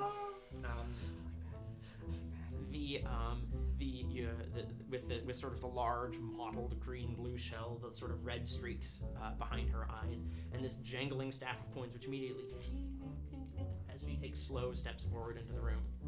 Yes. Sorry, just a clarifying question. Yes. Is Matteo the archive keeper? No, Matteo is the seneschal. Okay. The archive keeper, you would have probably already spotted, because high up in the rafters of this room, hanging upside down from one of the sort of carved pieces of, is a small little bat.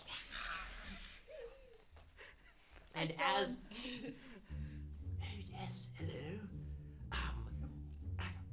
Is everybody here? Should I come down now? I was just... oh, yes, here. Sort of in a slightly clumsy array of scarf and sort of, and scarf and cloak and wing, just sort of adjust these big round glasses that they have on, and just sort of looks like, yes, okay. Well, if everybody's here, then I suppose that we should okay. Sort of looks around trying to see which chairs are empty at the table. Yes, I suppose I'll. All right.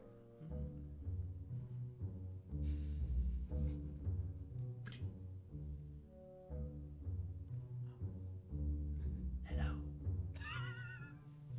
Hi. I don't believe I've met you before. No. I don't believe I've been here before. Well, welcome to the Magistrates' Hall. My name is Stellan Sideris. I'm the archive keeper. Hi. Hello. It's nice to meet you. It's nice to meet you too. Stellan, would you stop staring, please? We have business to attend to. Oh, I'm sorry, Yashina. That's all right. Now, What was Stellan's last name? Sideris. Sideris. Nice. And as all of you have sort of taken your seats, Yoshina, who seems to be sort of in the business of managing more or less what is going on, is just like, well, we have a couple things that we want to take care of. First of all, Junior, I assume that you got Mateo's message. Yes, well, you see, in years past, as I'm sure you remember, your mother performed the ceremonial role of the Guardian of the Great Oak during the Evensong Festival. And well, you've come of age, and it seems only appropriate that you take up that role. But we understand that it's your first go around of it, and you might be a little bit nervous. So Stellan has prepared some papers for you. If you opens up a little scroll case. No, that's not the right one. Here we are. Well, your mother and I were close friends, and I took the liberty of keeping some notes on her speeches that she gave. Usually she just, she never planned them very far in advance. I think she usually just, spoke from the heart. But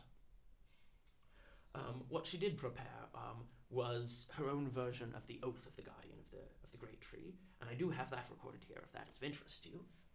Perhaps it might help you in finding what you would like to say. And yes, you may look at that now. I mean, you don't have to.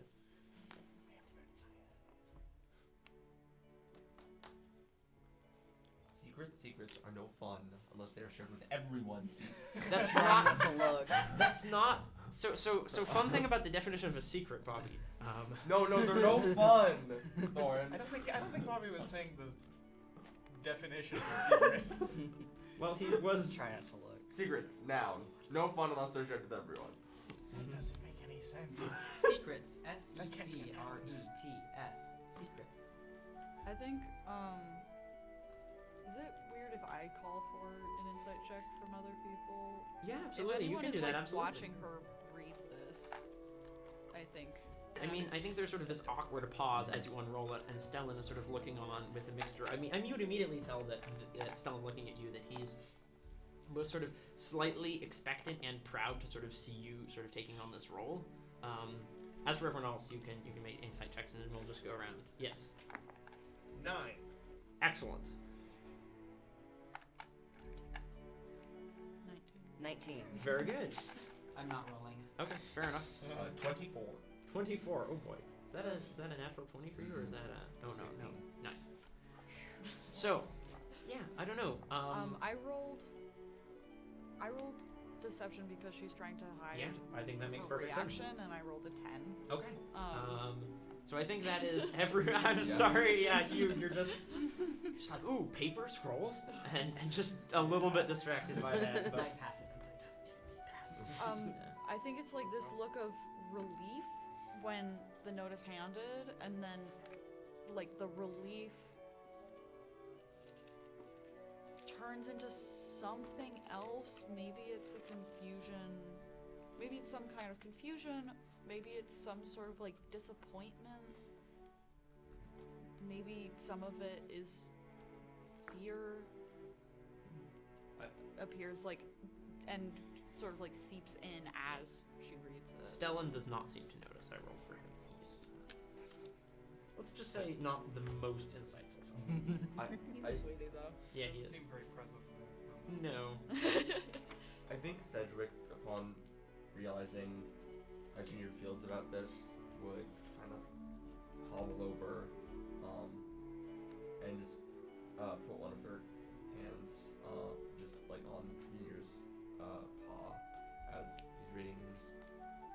I think for the first like genuine time, he's like, sorry.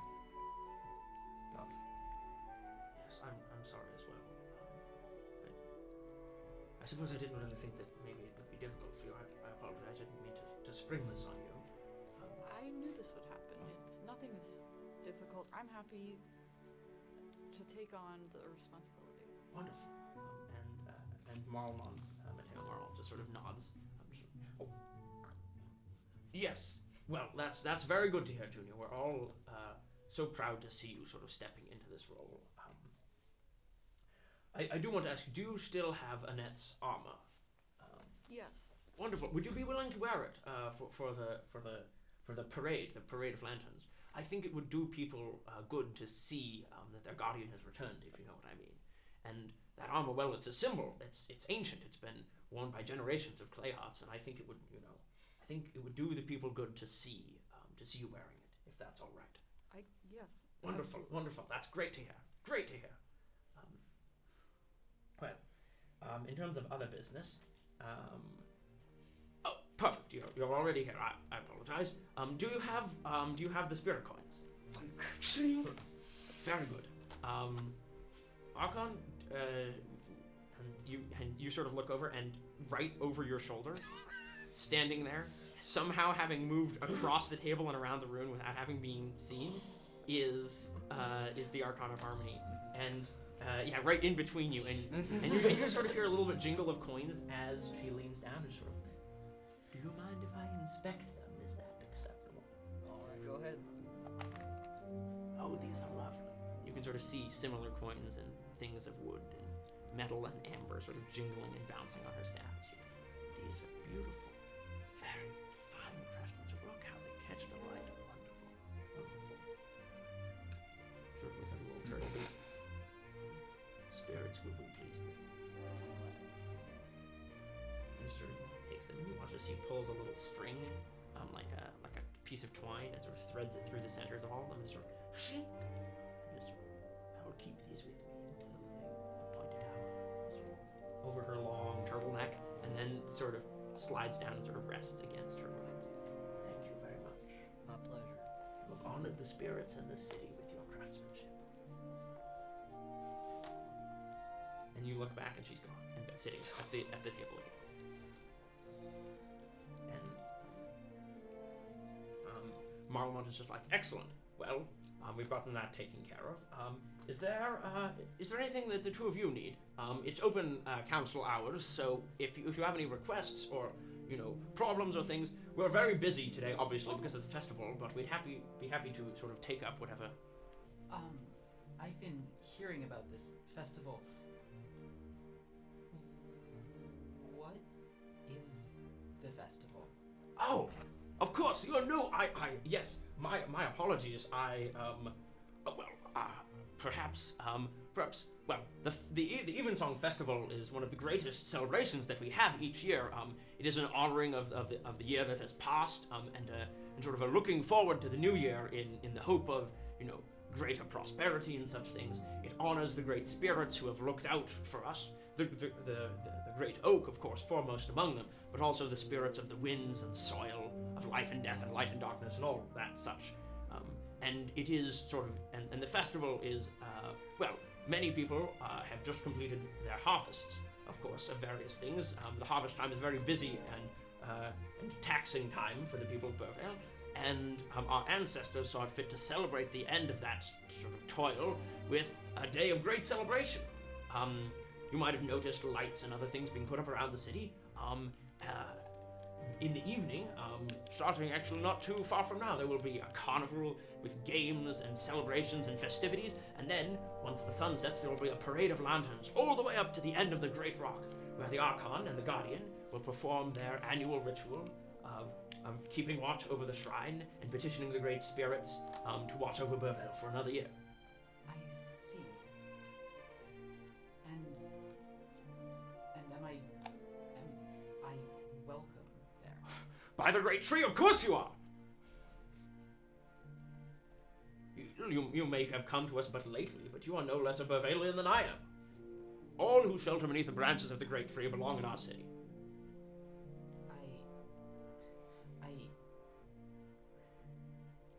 I appreciate your kindness.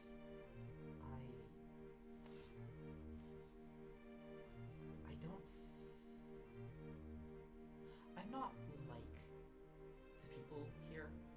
I'm not like you. Well, that's no matter. People of all kinds come to Burvale. And Yashina just sort of says, yes.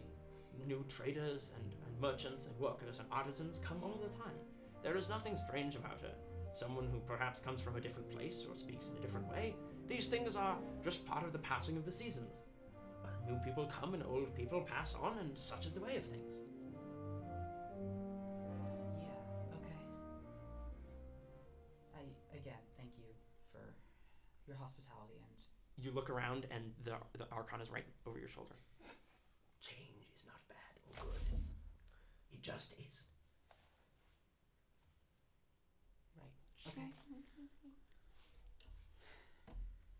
Well, if there's any way that we can be of assistance to make your stay here more comfortable, you need only ask. No, Sir Greenborough has been most wonderful. Sir Green. Clive, it's just Clive. I find that very endearing. You know, maybe I should start going by Sir Marmont. That's an excellent... Yashina, write that down. I'm not going to write that down. Well, I will write it down then. Sir Matteo M. Marmont, Magistrate. That has a nice ring. Oh, his hat slides forward. Yeah. That has a nice ring to it. Now, if there's, as I said, if there's anything I can do for any of you on this most auspicious eve, you need only ask. Until then, I hope that you enjoy the festivities. I can see there is a very impatient mole waiting at the door, and I would like to... Barnabas, why did you come in? Yeah, we wouldn't want to hold you up at all. That would be... yeah, sorry for the time we have taken. Oh, it's my job, dear. Well, yeah. I do have a question. Oh, The hat? well, and Stellan sort of nervously taps their little bat wing fingers together. Well, I found it in an old box in the archives, and it was, in years past, the traditional festival attire of the Seneschal. And personally, I see no reason why we shouldn't bring it back. It's really a wonderful tradition, and I think that, actually, Stellan, you should look into this. Were there hats for all of the other magistrates? Did they all have different hats? We should see if we can, we get a focus group on it or something. Have one of your apprentices look into it. I think you look great. Thank you. If I may, I'm gonna try and cast Druidcraft. Yeah. To try and essentially create a maybe like a bundle that might end up being more of like a little circlet of branches to not only encompass part of the hat, but also kind of support it on their head. Yeah, absolutely. Yeah. So you cast Druidcraft and you sort of watch as some of these reeds and things which are all dry sort of begin to grow in their sort of and it like forms like a little neck strap of twigs and things. And it's just like, is that better? I'm sorry to intrude. That's... And he sort of like wobbles his head back and forth, his little muskrat fur sort of sliding back and forth. It's like, muskrats always look like they have wet fur, so it just kind of like bangs in front of his face and he just sort of... Stellan, fly and hold me upside down. I want to see if it stays on. I'm not strong enough for that. It's just marvelous. And he sort of like leans off the side of the chair and is like, yes, it's staying on. I should stay in shot here. It's staying on. This is amazing. Wonderful. Oh, very good job. Sedgman, wasn't it? Yeah. Well, very good. Young Sedgman, you have done a great service. It's Sedgwick. Oh, my. The hat covers the ears a little bit. It interferes. I understand. It's okay. Young Cedric, you've done a great. I hope you all enjoy the festival, and I'm sure I will see you there. I have a title to defend at the pie eating contest. Oh, well, actually, if you would do me a favor, so this is, I don't know why this is an annoyance to me, but all your names start with M, and Sir doesn't start with an M, like M Marlmart, and then. You can see Yashina's like shaking her head in the background, like don't start. You're a muskrat, and but Sir doesn't start with M. So I'm just. Seneschal doesn't either. Oh, so well that starts with S. So maybe I don't know. That was weird. I'm sorry. What about Marquis? That's a title that starts with an M. I think that's a Do great we have point. those here? See, Mister would be good. Look.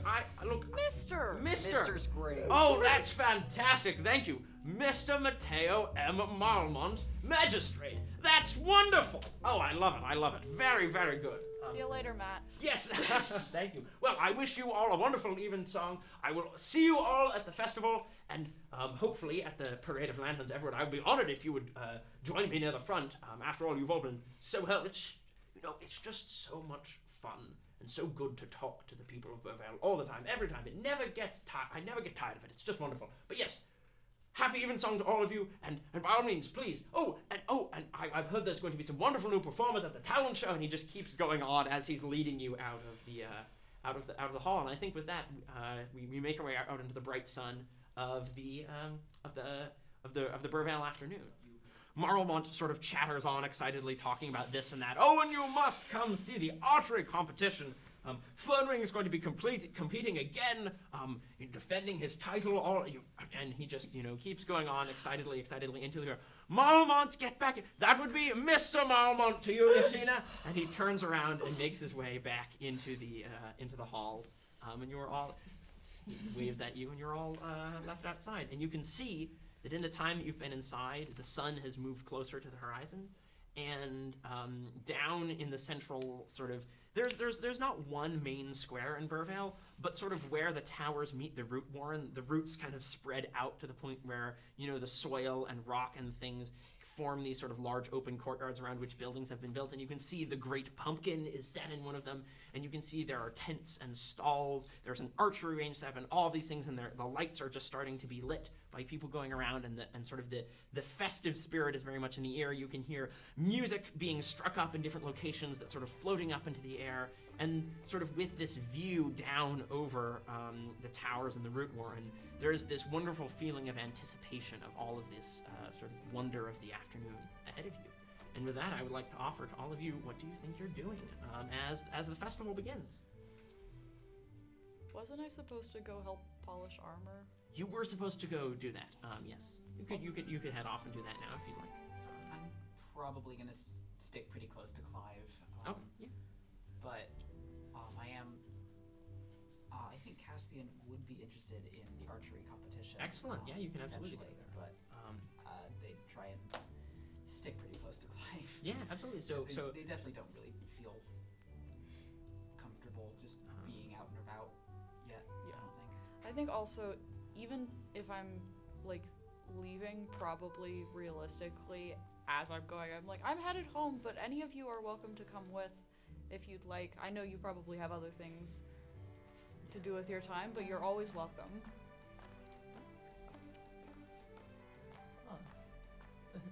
Maybe another time.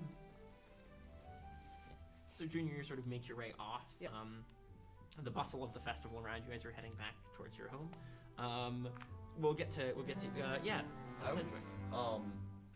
I think something about that meeting has piqued Cedric's unfortunate curiosity, and I believe they're going to try and stick with Caspian and Clive. Yeah, absolutely. For a bit, trying to find more out about Caspian. Yeah, you finally found someone who seems to match your level of enthusiasm about social interaction. It's just like, where has this been? Literally, where have you been? Yeah, literally where. And you you, the social interaction. yeah, exactly. I guess I am curious Yes. because I think Hugh would just know. Yeah. Assuming the Ranger Meridian's duties. Yeah. What would that imply for the day-to-day, if anything, in this moment? I think that Hariel has sort of in recent months been sort of bringing you more under her wing. In terms of the duties that you've been fulfilling. So obviously you're sort of the first person on her list to go on expeditions outside the walls of Burvale, to go out and check out things like, are there termites out here? We need to figure this out, right? And I think that you would be aware that the Ranger Meridian's duties are sort of one part messenger, one part scout, and one part, equal member of the Council of Magistrates. And that occasionally, at regular intervals, Hariel corresponds with other Rangers Meridian who are in other towns and places and things, and they sort of have this network. And the Ranger Meridian's sort of responsibility is partly to make sure that, if one town has a problem, there's a drought, there's a wild animal, something like that, that other villages and cities and things know about that. And oftentimes, a ranger will be the first person to sort of catalyze, like, a militia that gets together to go chase off, like a coyote or something that's menacing a farming settlement or something like that. At the moment, I think you would be aware that the Ranger Meridian is always with the other magistrates during the Lantern Parade, and sort of stands with them when the Oh, I'm forgetting when the offerings at the shrine are made. Because all of the magistrates sort of gather together, sort of representing the people of Burvale, and obviously almost everyone in the town comes out to walk in the lantern parade with their lights up to the rock to sort of show their respect and support for the magistrates and to the great spirits, and you would sort of be fulfilling that mostly ceremonial role of just kind of being there and being like, yes, the magistrates are together and we are looking out for you.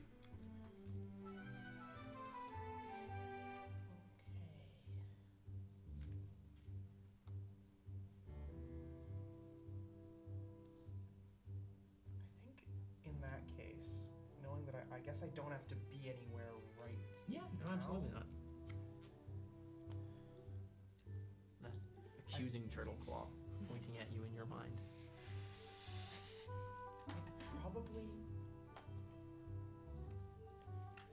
I probably at least find that group of three. I don't know if I would. Yeah, absolutely. Well, I mean, you're with them right now, so you can follow them for the moment. It seems like, Clive, where would you be headed? Because Cedric is following Caspian, and Caspian is following you, and Hugh is following all of you, so... Oh, I have to make the decisions. Yeah, I know. I was like, what is everybody doing? And Susan's like, I've made a decision, and everyone is like, I'm following someone else.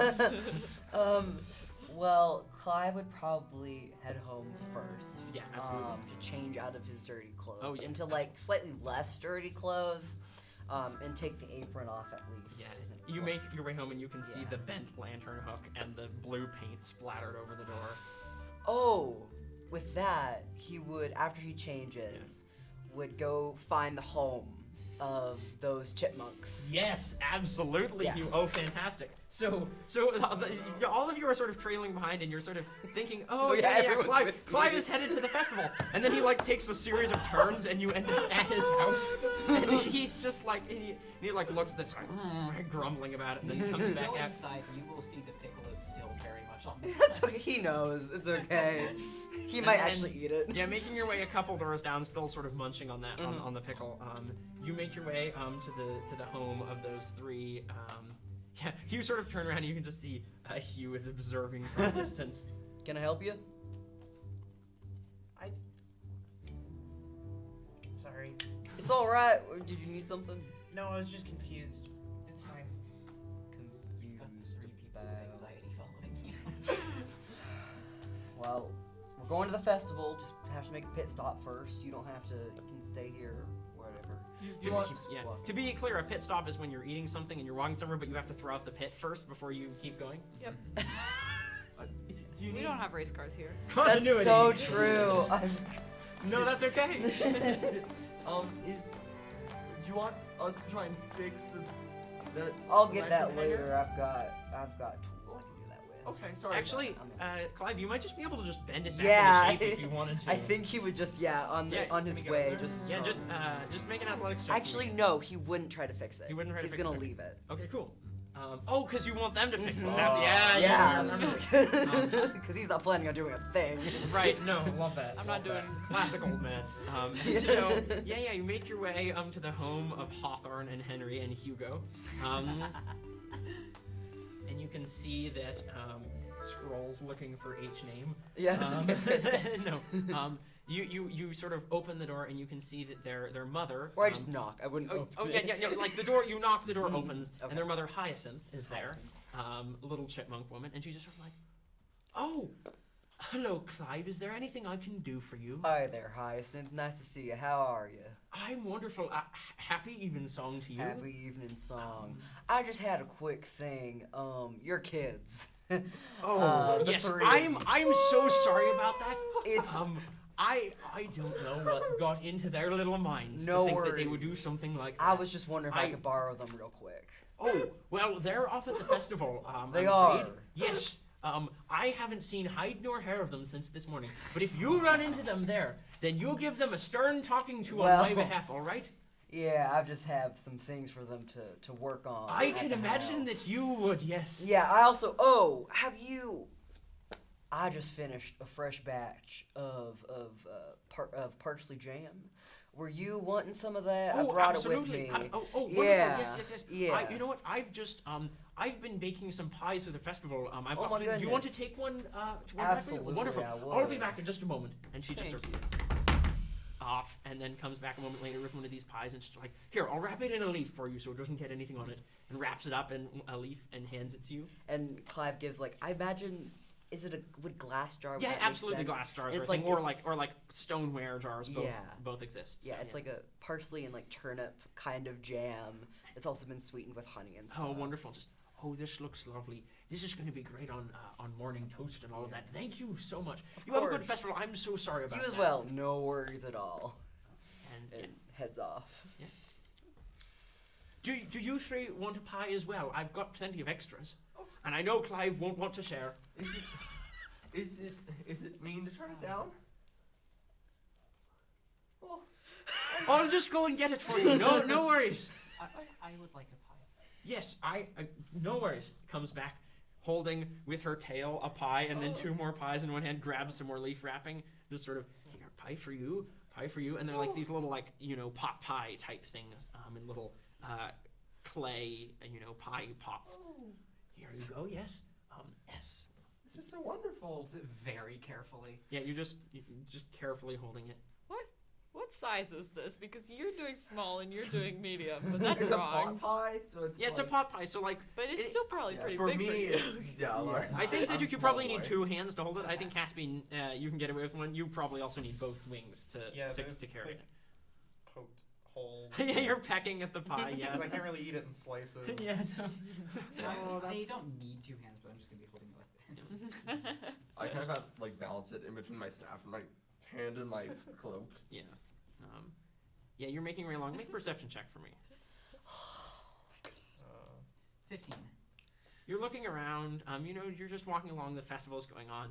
And you hear some people scurrying above you, and then there's like a sound of something falling, and you step out of the way, and like a tankard of cider splashes down right next to where you were, and just splatters on the ground. You hear just like, sorry about that. That's okay. And you can see like above you, there's one of these sort of root bridges that runs between 2 buildings, and there are some, little voles or whatever who are running along up there, and one of them dropped their tankard. Sir Greenborough, do you have a fork? Oh yeah, and he's gonna reach. Imagine he finds some scrap metal and kind of just twists it into 2 prongs and Right. hands it. How big is this fork for Caspian? It's like a toothpick. It's like a toothpick, yeah. It's like you watch as Clive just sort of twists this thing into, and you just sort of hold it between 2 little Paws. paw fingers. Carefully Yeah. start unwrapping it and just. Yeah, just It's like one of those tiny little dessert forks. yeah. Exactly. How's the pie? It's excellent. Very, very good. It's like it's got probably like fish and little. I'm looking at my food list. Sorry, just a sec. I wrote down a bunch of different foods that they would have. It's a fish and cabbage pie, which maybe is a bit of an acquired taste, but it's surprisingly good. Like it's seasoned with cinnamon and things. And the cabbage is so bland that you can basically put anything with cabbage and it tastes okay. That's true. So the cabbage is more there for the texture, and the crust is very light and fluffy. Acorn flour, of course. I'm going to be trying to eat it before anything else happens. Right? Yeah. See how much of it I can get. Yeah, you're sort of eating, and you can see like the festival is coming into full swing now.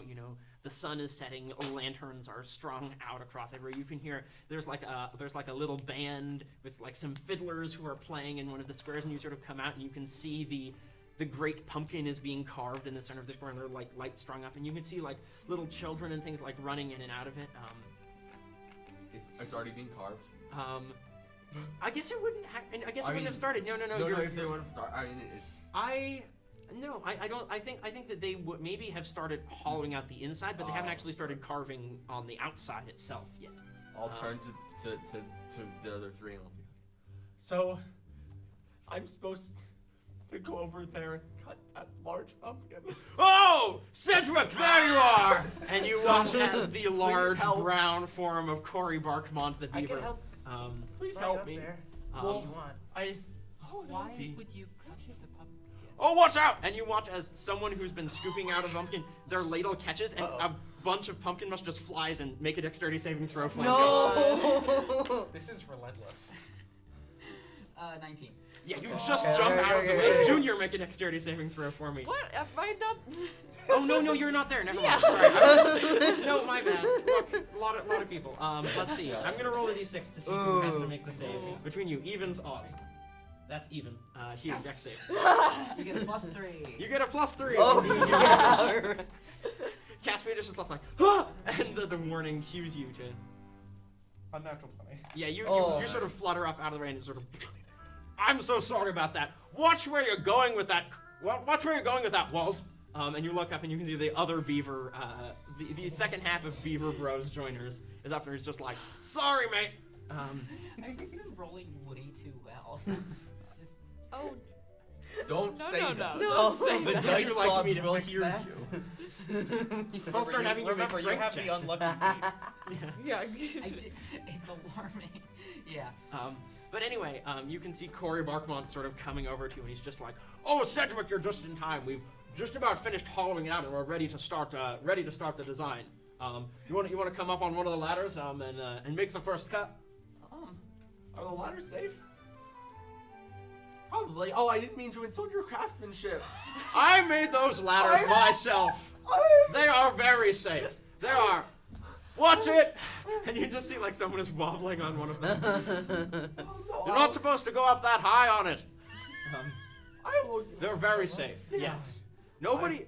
Look. We here at Beaver Bros, we take safety and craftsmanship very seriously. So you don't have to worry about a thing, young Cedric. Come with me. I'm going to just before Corey, before Corey, yes. walks off, I'm gonna excuse me. Oh yes. Why are you cutting the pumpkin? Well, it's part of our celebration. You know, we hollow it out. All of the insides go into the stew over there, and he points to like a big iron stew pot that's like large enough where you need a bridge to walk across it.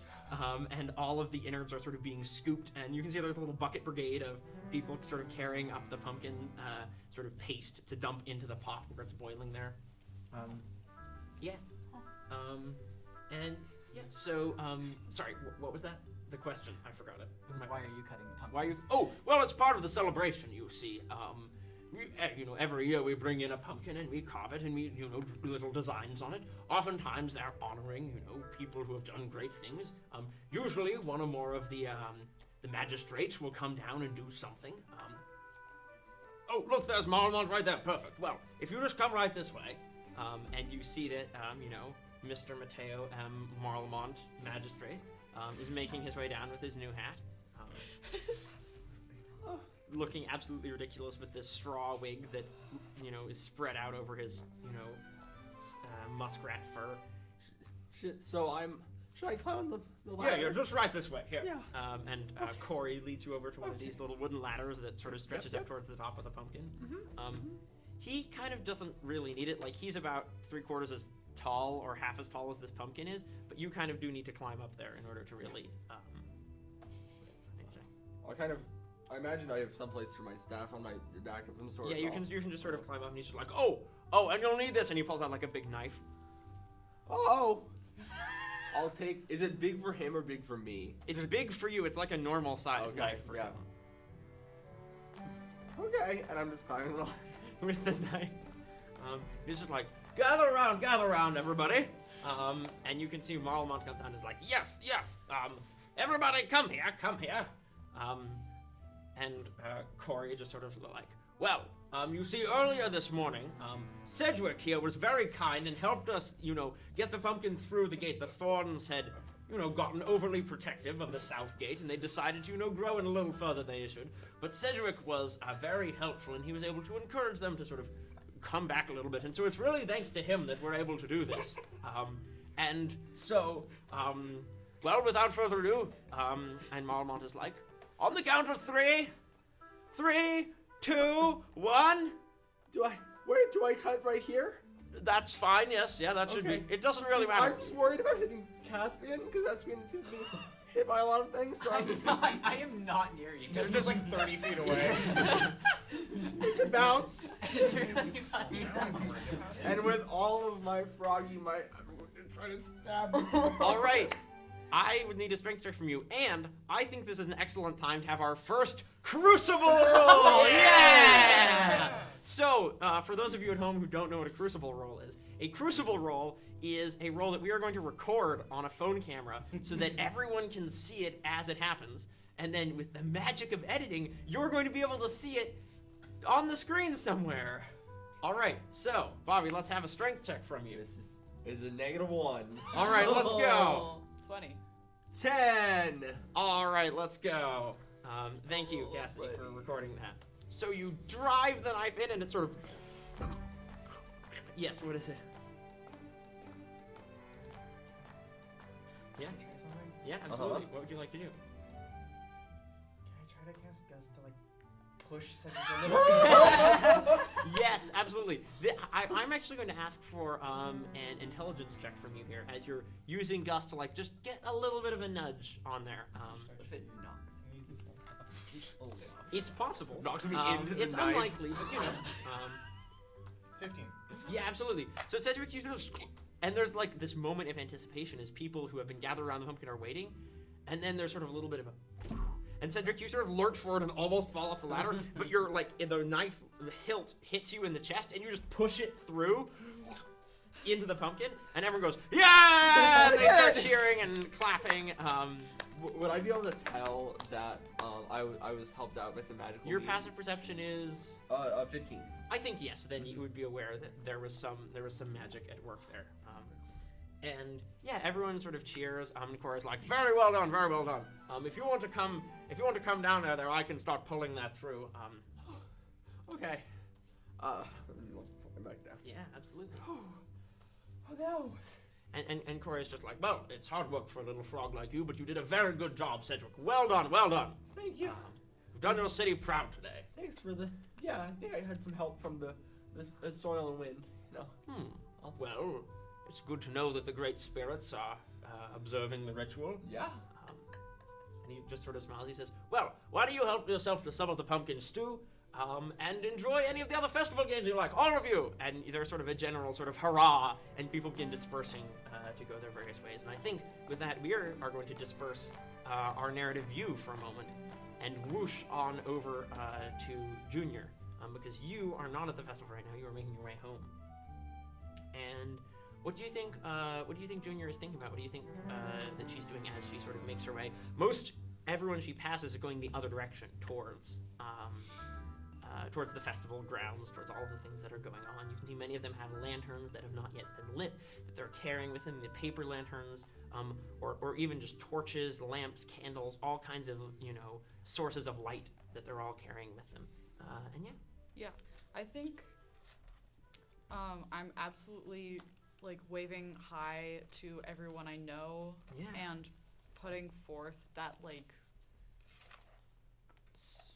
super open, welcoming, big personality. Yeah. But there's this hesitancy as she clutches the note deep in a pocket. Yeah, absolutely. So making your way along, and eventually you see sort of the crowd thins out. Just this little empty sort of dirt street that leads up sort of to where your home is underneath the root.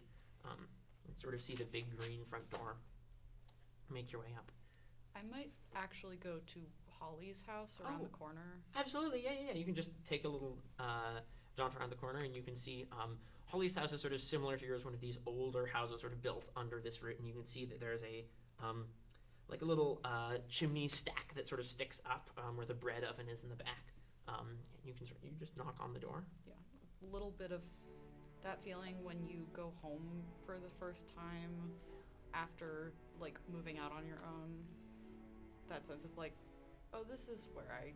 Yeah, because even though the halls of the Clayheart home may be yours in name, this is more or less where you grew up. And yeah, just sort of knock on the door. A momentary pause. Oh, right. I'll be there in just a moment. And then the door opens. Oh, Junior! And you can see, Holly's little hedgehog spiky things. I don't know what they're called. They're not quills. They're I don't know. They're bristles or the something. bristles. Bristles. Perfect. Thank you. I think porcupines have quills and hedgehogs have spines. Bristles. Bristles sounds She's got her little, her bristles sort of are sticking up, and they sort of as she sees you in excitement, is like, "Oh, come in, come in. I was just about to head over to your house, and you know, start getting the armor all polished up. But if you want to come here, that's fine too. I can put some tea on, and yeah, come down and sit by the fire." And she just sort of makes her way into the house, and you're welcome to follow her, sort of ducking underneath the low ceiling beams. Very much a house that, like, I used to fit in better. Yeah, in more ways than one. And yeah, you sort of follow her in. She sort of waves to, there's one large armchair and one small armchair by the fire, and she's like, sit down, I'll bring in some tea, just a moment. She sort of comes back with 2 little clay mugs of tea. Here you go. Yeah, it's very small, like you don't even need both hands to hold it. It's just I almost feel like I need both hands because I'll drop it if it's just right, if you hold it with one, yeah, no, that's it. Would you like a cracker or two? I've got a little. She has like a little wooden box. Here you go. It gives you a couple crackers. Well, I was gonna save my appetite for the festival, but yes. Well, that's not a bad idea, but she sort of. Look, I wanted to ask earlier. I know that you were going to meet with the magistrates and all of that. It's a lot. I just wanted to make sure It that went well. Oh, wonderful. That's good to hear. I just wanted to make sure that you're doing all right. I know, I mean, the Evensong Festival is a wonderful time of year, but it's about reflection, about thinking about the past, and sometimes that can be difficult. And I just wanted to make sure that you're doing all right, and that you don't forget that before you're the guardian of the Great Oak, or Annette Clayhart II, or any of that you're still my little girl, and I want to make sure that you're doing all right.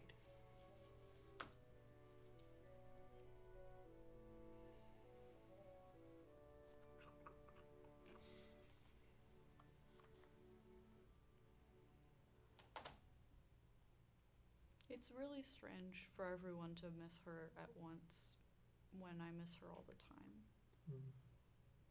Well, people have different ways of showing things like that, but, well, I mean, everyone misses her. I know that.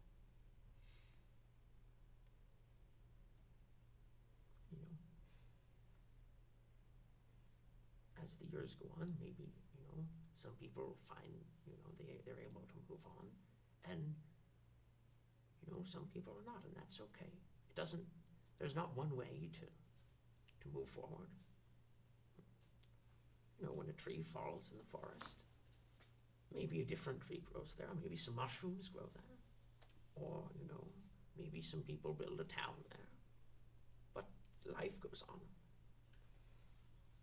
You don't have to remember her in the same way that everybody else does. She wasn't, everybody else's mother.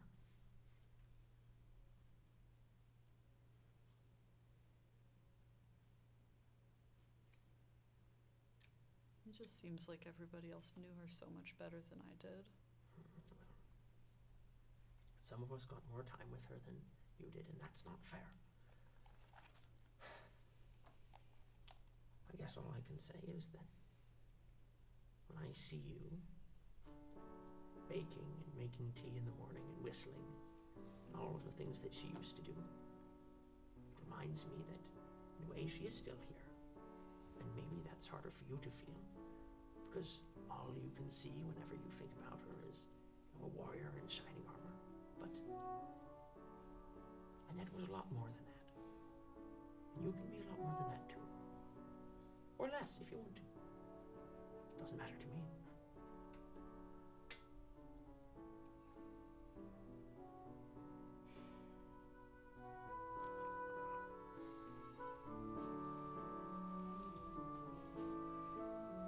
Guess we should get that armor ready.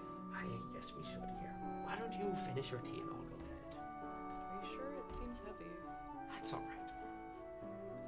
I didn't used to just bake, I've fought in my fair share of little skirmishes and squabbles. I can lift some armor, all right. And she makes her way off. And returns a couple minutes later.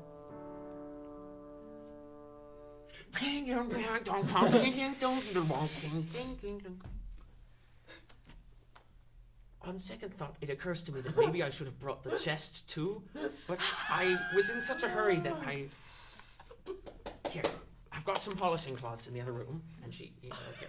You can take the greaves and the shoulders and things. No, I'll do the breastplate. It sort of begins, and you can just sort of work together quietly for a while. And yeah, sort of chat and reminisce, talking about, Evensong's past. She tells some stories, maybe some about her own adventures. And yeah. She's a very good storyteller. Yes, And, the many hands makes light work, and 4 hands is a number of hands. So, the time passes, the fire begins to burn low, the sun begins to set. You can hear the sounds of the festival growing louder, sort of in the distance. And eventually, she just sort of says, "Wow, what do you think?" And holds it up. And it's just this perfect mirror sheen of sort of slightly coppery metal, and you can see your face sort of reflected back at you in it. Is it good? Did I miss a spot?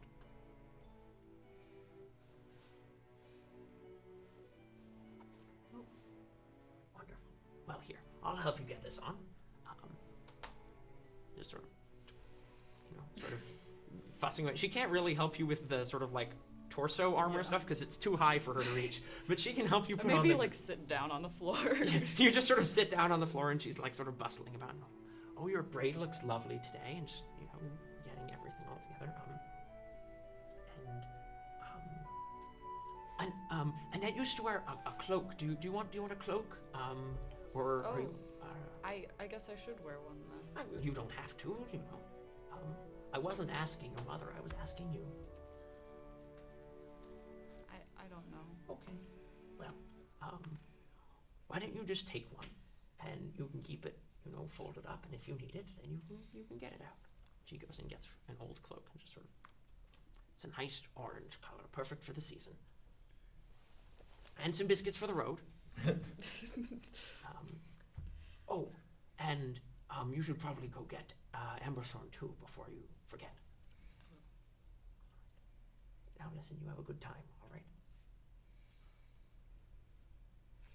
A good time. Enjoy yourself.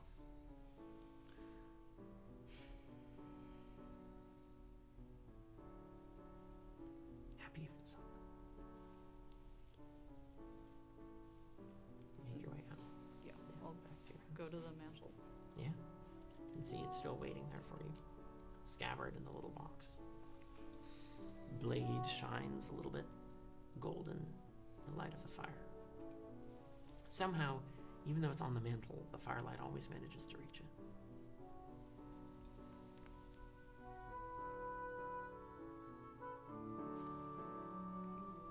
The dust just disturbs a little tiny bit as you pick it up. Sort of feel its weight. I mean, archery made your wooden practice sword. It's well balanced, but there's a different feeling to this. The leather of the hilt is wrapped around dark wood, but it feels warm. And you can see the stains of, sweat and little scratches left by claws and paws of generations of Clegharts who held this weapon and stood in this place before the fire just as you do now.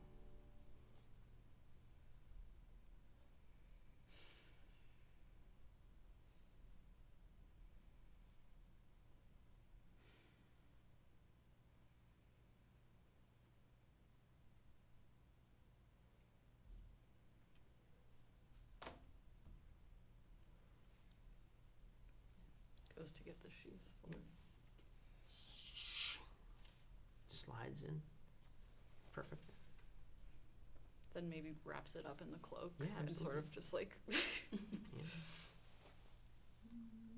As you make your way out of your house, maybe not your home, but your house, and into the into the bright lights of the evening as the lanterns are being lit by one by one.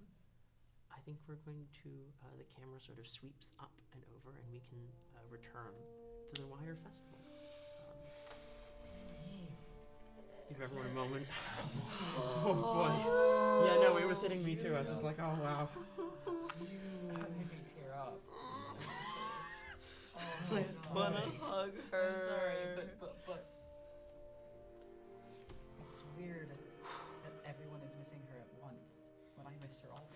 It was. Oh man, it was. Twist the knife. Not fair. Okay. I made a happy character. Did you? All right, everybody, it's festival time. You ready to go? Festival, yeah. Fireworks extravaganza and all that. So. Oh god. There's pumpkin carving, which is getting underway. There's the archery Fully your contest. fault. Yeah. So what is everybody up to? I'm gonna enter the pie eating contest. Excellent. Just very quickly, could you just roll a Constitution saving Yes, throw I for me very can. quickly? Saving throw. +3. +3. You're hanging around 10. So I have You're standing right behind Clive during this is scary. Not in Yeah. like a supportive wanna you got do this way, well. just like Is this a con lurking. save? That's Yes. cocked. That is yeah, That's it is a That's saving cocked. throw. Okay, Yes, I okay. think. I'm gonna This pick a is a different save. dice. 'cause I Yeah, don't pick a trust different that one. Big one. I don't want to look. New one. Ooh. Oh. But 14. You know what? That's You not. had the +3? I did. that's pretty good for a very small Oh creature. no! I think what happens is you definitely win your size class Oh, of the competition. Oh, they're size classes. Yeah, you think the beavers are gonna be in the same class as like the little mice? Clive Funny. remembers it. I feel like Clive remembers a day where they didn't have different size classes. Yeah, He's like, there you go. And you're like, yeah, oh, that's fantastic. Yeah, He's yeah. like, I used to win against beavers. Yeah. Oh, That's not his fantastic. whistle. These are like Grumpy holding like the little medallion that you get at the end of it. Yeah, oh fantastic. You wanted to do the archery competition, Very is interested that in correct? the archery competition, yes. Yeah, you can actually, as you make your way over, you can see that a number of dejected looking creatures of various kinds. There's like a goldfinch, a robin, maybe a beaver or a mole, and they're all sort of like, one of them like throws her bow down and stomps away, and you can see Archie is just perched on one leg and smiling at everybody. Well, is that another challenger that I spy? Yes. Excellent. Step forward then. And he perches on A little one bit leg, and wincing at the yeah. that is the tone, but I'm gonna step gingerly forward. and with one leg and one wing, he draws back his bow. You can see there's sort of a rack of bows of different sizes and arrows and things. And you can see there's a little bat who's hanging upside down nearby, and it's just like, All right, each of you get 3 shots, and whoever gets their 3 shots closest to the bullseye will win. and you can see that there's probably a large gourd that has had like the target painted on it. And so yeah, you step up and pick up a longbow, and I would like you to make a ranged attack roll for me with the longbow. And I will roll for Archie here. Let's get this one. Actually, no, green. Let's do a green. All right. So 3, 2, 1, go. Ooh. Oh boy.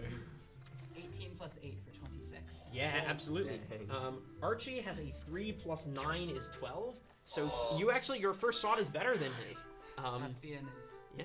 probably takes a very deep breath before Yeah. they actually even lift their bow. Right, But yeah, just knows exactly what they're doing. Yeah, absolutely. It's very With- clear if anybody's watching they know what they're doing. I kind of figured that Clive at least is watching, and that maybe Yeah. Cedric, you are as well. Oh, you're there as well. Yeah, absolutely. So all of you can sort of see Archie just sort of nod. He's like, That was an excellent shot. Let's see if you can do it again. and he draws back.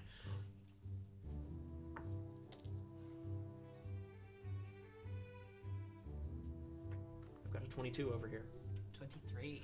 Oh, very good. Okay, yeah.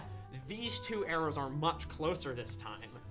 As you fire, and Hugh and Cedric, you can see that now all of the bluster is gone from Archie, and I think this is a new side for anybody who knows him, which is probably Junior, who's not here. But he's much more focused, and you can see his head is cocked, and some of his feathers are kind of flattened back against the side of his head. He's just focusing.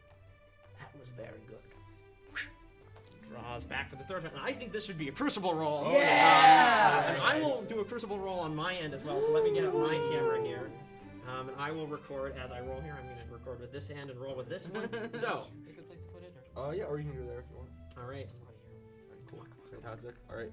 3, 2, 1, go. Oh, that was almost an natural 20, but it's not. It's a 14 plus 9 is 23. 11 plus 8, 19. All right. So, I think what this looks like is your first 2 shots were better than his, but on the third one, it's just a shadow that moves across the ground. Maybe as like someone is moving up to take their place in line behind you, and for a moment you just catch a hint of that long snouted silhouette, and you see something at somebody's side that looks a little bit like a mace, and you just flinch at the last moment and fire to the side, and then you turn around, and it's just like there's. I think what it yeah. could also look like is, I think maybe as I like, I don't know, that happens, and as I'm drawing my bow, I sort of put my weight on my back foot. Oh, wrong, yeah, and it sort of absolutely. collapses out from under me. There's like this wince, and you just stagger back at the last moment, and the arrow just flies a little bit high. Oh, an excellent contest. Very good. Best competition that I had in a long time. Besting me in 3 shots. 2 out of 3 is very good. I don't think anybody's done that in a long time. Tell me, what's your name? Caspian. Wonderful. And where did you learn to shoot like that? And I'm just sort of looking, scanning the crowd. Yeah, you can see for- that there's a beaver right behind you who picked up a longbow and was just holding it at her side, and just that shape of the curved bow looked for a moment like a mace head. Sorry, could you repeat that? Oh, of course. I was just asking where you learned to shoot like that. I haven't seen that sort of prowess, that sort of cunning, that focus. The warrior's eye, I think. Yes, I used to be a warrior, you could say. Well, seems that you've been keeping your skills sharp. Good to see. I'm an old hand myself, veteran of many wars, but, not much of that sort of activity around here, but it's always good to meet an old soldier. You should come. There's a couple other, old adventurers. They and I, sometimes we have tea, some cider down at the Lock and Lamp. You should come down sometime. Oh, I don't know that would... I'll consider it. Yeah. Are you... I can't help but notice you're new. Are you staying in town or passing through? Or? I don't know. Well, that's all right. Plenty of time to figure it out. Yeah. Good match. Yes, you do. Reaches out with one of his little heron feet. Shakes your hand. Yeah. Awesome. I do want to ask, are you wearing the cloak now? Okay, cool. I think after that, as we all said, we were watching that competition. I think Cedric's gonna kind of creep up and kind of catching you. That was it was good, nice, good, impressive. Where you said war? How do you learn to shoot? You said you weren't from around here. I'm just wondering where you're from. Far away. And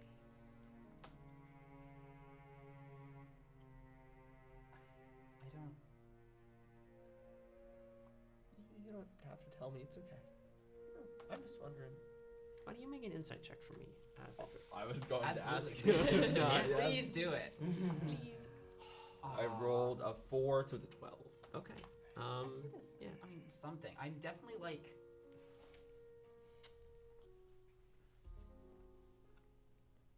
I think what you notice is that it's not just there's definitely an amount of unwillingness, like, I don't want to talk about it, but it's not, you think that it's not just that I don't want to talk about it. You think there's maybe something else. There's like... And the fear that's there. Yeah. Something like that, yeah. I think that Cedric's just gonna say, I'm curious because I haven't really, I don't know, I haven't really been outside of Burvale that much.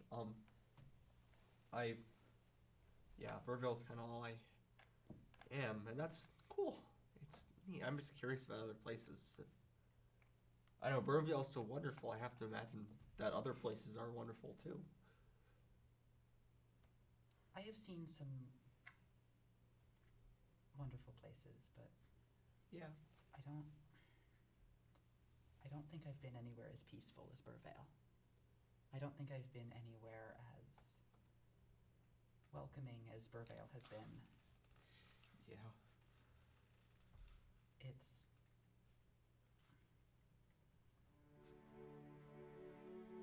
I like it here. They'll do everything to make you, fit in. They certainly will. That seems like a good spot to leave that. I'm very curious. Hugh, what have you been up to at the sort of the fair part of the festival? You've just been sort of watching other people, your little bird goggles, just. I think that's most of it. I don't think Hugh has none of the particular activities seem like something Hugh would think they'd excel at. Right. And so I think it is a lot of watching. Yeah, absolutely. Well, yeah. As you're watching, you see sort of this. I'm trying to. Sorry. Yeah. Sorry. Was there something more? A lot of the time, I think I'm trying to get a beat on Caspian. Well, in that case, I think this would be a good thing to ask for an insight check about. I don't know what you did, Caspian, but everybody wants to know what's going on.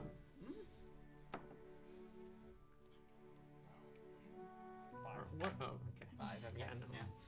I mean, just, sometimes people from out of town, newcomers to Burvale, no matter how long they're staying, are maybe taken a little bit off guard by how friendly Burvale is, and, it takes some time to adjust to that if you're staying. You'd probably have heard something about this from your parents, or at least from your mother who moved here. So, it's not unusual for someone like that. So, yeah, I think that's probably all that you, all the stock that you give it at the moment, I think. And speaking of stock, the pumpkin stew is served. You can all get a bowl if you'd like.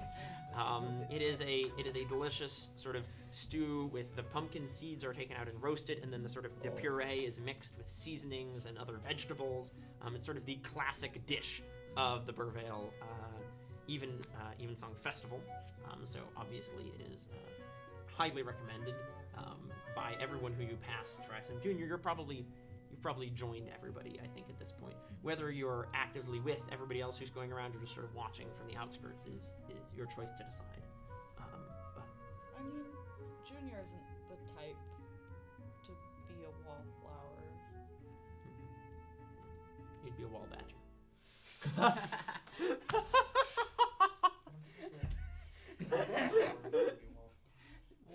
Why is your face so serious after that? That's the I'm in danger face. Yeah, that's that was a really bad joke. I like that one. And I know it. Okay. Great. I'll say I liked that one. That might prove it's a bad joke.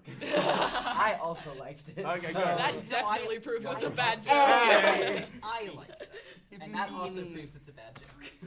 Sounds like we are the only people who have a good sense of humor here. Sounds I don't okay. know about that. So anyway, yeah, you're welcome to join the festivities or whatever you'd like to do. I think she's barely noticeably quieter than normal. Right. No, yeah, I mean, people go by. You probably see Corey Barkmont do his little performance where he's, humming, and he's got a little twig in his mouth, and he's whittling with his teeth, and he's like, while he's sort of chewing on the little piece of wood, and at the end he has a little wooden spoon that he gives to the audience volunteer. And I'm just like, oh, that's so wonderful, thank you. My last spoon fell in the well. He's just like, well, if it happens again, you know who to talk to. That's Caspian core. Just cheering so loud for him. Yeah, and he just sort of looks at the person who you really should be thanking for all of this is Junior. I mean, it was her idea for me to come up and do this. I don't have the talent. It is Corey who deserves all of the credit. Oh, well, you just warm my heart. Now, I'm going to go get my lantern if anyone else wants to join me. I think it's about time for the parade, no? And you can see that, sure enough, people with all kinds of lanterns are gathering sort of around the pumpkin. Why do you look so nervous? It's just that nothing has gone wrong for so long. We're going to an event. There's a point. I know stories were Finch. Everything's gonna be What fine. do you take me for, Bassett? Why would anything go wrong? We're playing a wholesome D&D Yeah. This is just 4 episodes of people like, with doing 5 completely normal characters. Who are What's happy. the name of this campaign again? the Nothing goes wrong Party in Festival of Burvale. Oh yeah, yeah, I forgot. yeah. I am a normal guy. Slice of life, Nothing life. bad in ever Burvale. happens. Sweaties. All right. Okay. Jesus. He's grieving his wife, and you know it. You don't know. That was a weird thing to just get by out of the blue. You don't know that. All right. So, all of you, I don't know if all of you have prepared lanterns. I imagine many of you would. Maybe Caspian you haven't, but Clive has an extra. I Yeah. probably haven't myself just because I don't Right. know how to do it, but Yeah. He would have given one. Yeah, absolutely. So you all have your lanterns, whether they be little candle things that you hold, or paper mache lanterns. Probably not actually made from paper, made from leaves that have been plastered together, so they have this sort of warm orange yellow glow. I was gonna say I would druid craft probably something. Yeah, very absolutely. much like that. Give a little bit of. You could even have the little orb at the top of your staff light up if you wanted to. Yeah, Just probably sort a of little have. bit of both. Yeah. You've got your little light and the sort of glow at the top of your staff. I'm just using like prestidigitation to like light people's. Oh, that's lamps. wonderful. Yeah, people are like, oh, do you have any matches or some flint? I And got just, oh, thank you. And you just sort of, and yeah, all of the lanterns light up, and you're all able to begin making your way.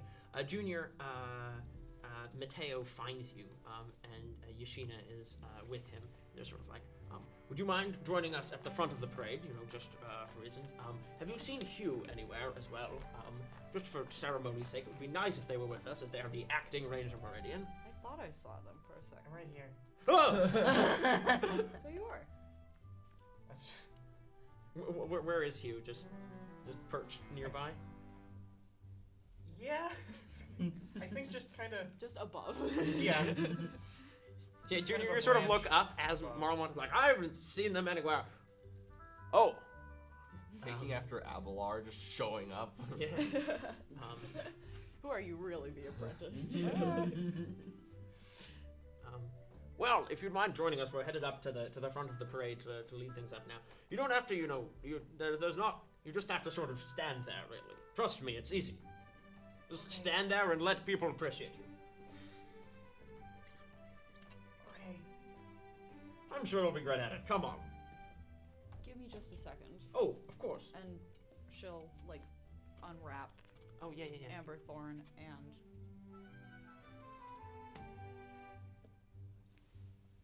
Yeah, absolutely. The cape on, cloak. Awesome, yeah. and then like attach. Yeah, sort of belting on the sword belt to your normal the belt that goes with the armor, and yeah, you can all set off. Junior and Hugh, you're sort of more at the front.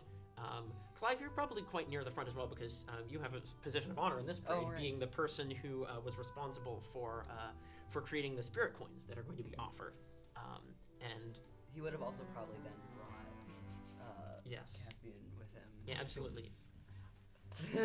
Caspian would try to decline. It wouldn't work. They would try a Clive little just bit walks harder. off again, and you're Yeah. just like, and then like someone nudges you very hard in the back, and you almost fall over, and the crowd closes behind you, and you have no escape. Great. Okay. And Cedric? I think Cedric would either try to rotate towards if they see any acolytes of the loam. Oh, yeah, Or absolutely. if not, I think they would try and find the Archon of Harmony. Either of which would probably be near-ish the front. Yeah. Why don't you make a perception check for me, and see if you can spot those folks. That is a 19. Yeah, absolutely. You look around and you see a couple people who might be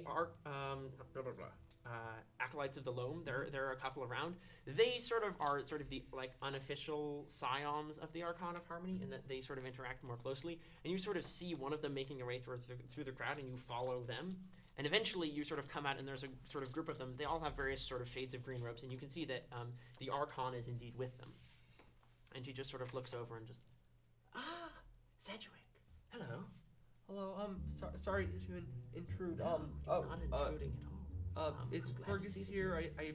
I started today and I was meant to get stuff for the incense and I completely lost track of time Oh, and then no, it's they all told me to do the pumpkin and then I moved it and then they had me cut it and I talked to Tom.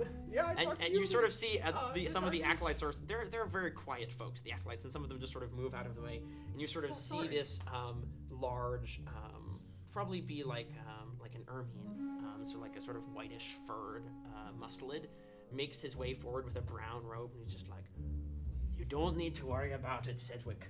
I've got it. Here, just give me the incense. I'll take it up with the archon. Actually, you know what? Why don't you take it with the archon? That's a better idea." Me? Yes, yeah. It'll be. Yeah, of course. Why does this keep happening? Of course, if you need me to do anything, I'm forever in your guys' debt. So, yeah. I'll go up And there. Fergus is sort of like, that's not quite what I. Oh, I'm sorry. And the archon just places one sort of turtle claw around your shoulder, just like, come, Cedric. Let's. We don't want to be left behind now. Come on. Okay. And just makes your way. And as you're sort of slowly walking, somehow the archon is not moving very fast, and yet the crowd just kind of parts around her, and you are moving towards the front, and you're just like, you seem to apologize a lot. Have you considered not doing that? I'm so sorry. I didn't mean. There, you did it again. Yeah, didn't I? Well, you know what happened to Well, me. of course I know what happened. But that's not something to be sorry for. But everyone put so much work. This village raised me, and now I owe it to them. Well, The great I mean- tree and the spirits and the acolytes and everyone I in think Burvale. maybe that you're forgetting your half of the tale. You've done many things for them as well. The acolytes of the know. loam, they tend the roots of the tree. Just They do that. What have I done? I'm just here. maybe it's not about what you have done, but what you're about to do. Maybe. Or maybe not. You never know. Yeah. Yeah. All the coins are sort of bouncing. And anyways, without event, the lanterns of the people of Burvale slowly make their way past the great tree, past sort of the edges of where the buildings of the tower's neighborhood end, and out onto sort of the smooth rock of the great rock of Burvale. And the sun is getting very low on the horizon. The great tree sort of stands in the very middle of it. The sunrise being on the opposite side. And as the light sort of gets lower and lower, all of these lanterns are lit, and you can see the lanterns strung up in the tree and down in the town, shining out with this beautiful, warm, yellow-orange glow. And I like to imagine for a moment that the camera sort of sweeps back, and we can see the rock and all of these tiny pinpoints of light as they make their way up towards the shrine at the very top. And as they're all sort of gathered there, and you all sort of see this, the archon sort of next to you finally makes her way up so that she's level with Hugh and Junior and Yashina and Mateo, who's been adjusting his hat constantly this entire time. And she would just say, well, now is the time, I suppose I need to say a few things before I enter the shrine and make my offerings.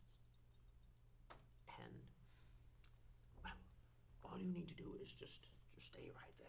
And she sort of ding-ling-ling-ling-ding-ling-ling walks forward. And as she does, Yashina sort of whispers, do you know what you're going to say? Doesn't have to be very much. Sort of. That's all right. I'm sure that in the moment it'll just come to you. And even if it's only just a few sentences, it doesn't have to be very much. It's more of just a reminder that the guardian of the Great Order is watching out for people, while the archon is in the shrine making her offerings. You stand watch, in a way, the spirits are watching over the archon. You are watching over the spirits. Just as the town is watched over by the spirits, it's a cycle. People protecting each other. That's what matters about this, not what you say.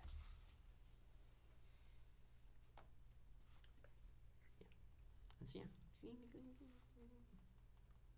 and the archon sort of steps forward, and there's a hush. Well, it's so wonderful, as always, to see you all gathered here. It's been a good year. I'm sure that the last months of this year will be full of joy and happiness and songs. And I look forward to seeing what the next year holds. As always, the great spirits have looked out for us, have watched over our town. And today, or rather tonight, I suppose, the sun's getting on, is the night that we thank them for what they've done. Thanks to Clive Greenborough, our tokens for the year are here. She raises up her staff, and you can see that there is a new string of tokens that has been attached to it. I will bring these into the shrine and offer them to the spirits, so that they may know that we are grateful for the prosperity that they have brought us. In turn, I am grateful for each and every one of you, for the prosperity that you have brought to this town. For in ways great and small, you are what makes Burvale live. And she sort of looks at you, and you don't see her mouth move, and you just hear in your head, Yes, you too. and then she turns and sort of without looking back as she steps towards the shrine, which is this little sort of like pagoda roofed building, sort of, and it has 7 sides, and on each side there are these different sort of carvings spiraling up the wood that are painted, and you can see little collections of trinkets, many of them left by all kinds of people sort of bouncing and swaying, and there's sort of a gust of wind, and all the trinkets sort of bounce, and without looking back she just says, The guardian will keep watch until my return. sort of gives a bow to you, and then sort of crouching down, she disappears into the shrine. Step forward. Put a hand on Amberthorn's hilt. Yeah. There's sort of a hush goes over the crowd. You can see people like, Oh, look, it's Junior. This is her first year. I wonder what she's going to say.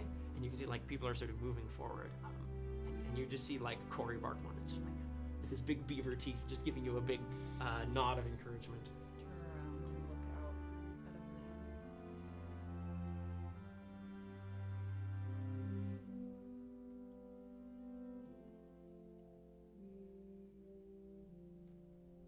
Can I look over my shoulder at the pond? Absolutely, you can. You can see the last rays of the sunlight are still sort of rippling off it. There's that dappled sort of orange effect that you get when water is catching the last sunlight, and then you can see stars and things. And it's a very clear, cloudless night. And so stars' reflections are beginning to show up. And it's almost hard to tell where the stars end and the lanterns begin. They all sort of blur together in the dark water. Hello, everyone. Many of you already know me, and I'm proud to be your friend. But today, I officially take up my mantle not just as Junior Clayhart, but as Annette Clayhart II, guardian of the Great Oak of Burvale. Hurrah! And you hear like sort of, yeah. Just I'm honored to protect you.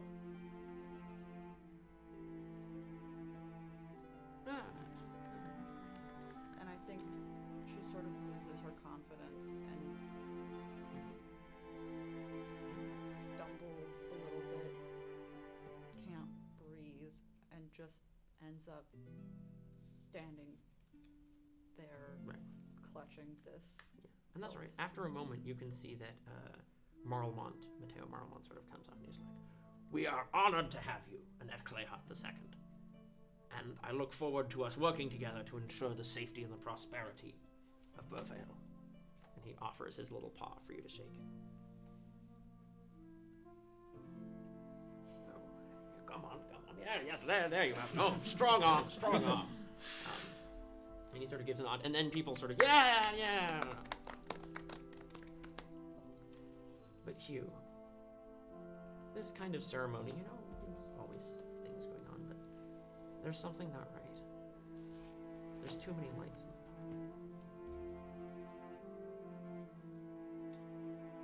Your eyes are very keen. You've been to these ceremonies before, and there's too many lights. All the lanterns should be clustered together, but lights are beginning to light beyond the walls. First one, and then more.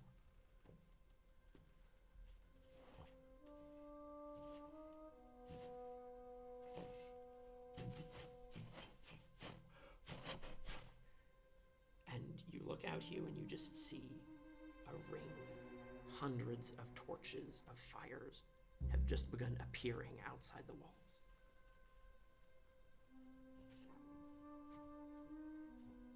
And they extend out until the forest loses them in the darkness. Junior, you're one of the only people looking the right direction to be able to see them. So I also see this? You don't notice it at first, but I think you would after a moment, yeah. What are you doing, Hugh?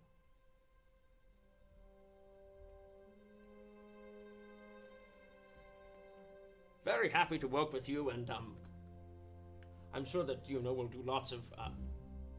Oh yes, is it all right? Are you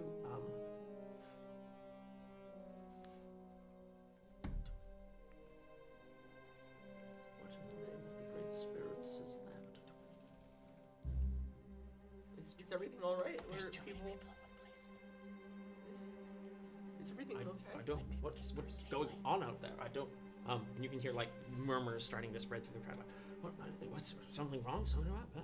They're sort of spreading, and Can I cast thaumaturgy? yeah, absolutely you can. Using Amber Thorn. Absolutely, sort of clutching the hilt tightly, feeling the amber bead at the pommel. Speaking in a supernaturally loud voice. Don't worry, everything is quite all right. I will stand here, keeping watch. However, it is time for all of you to return to the festivities.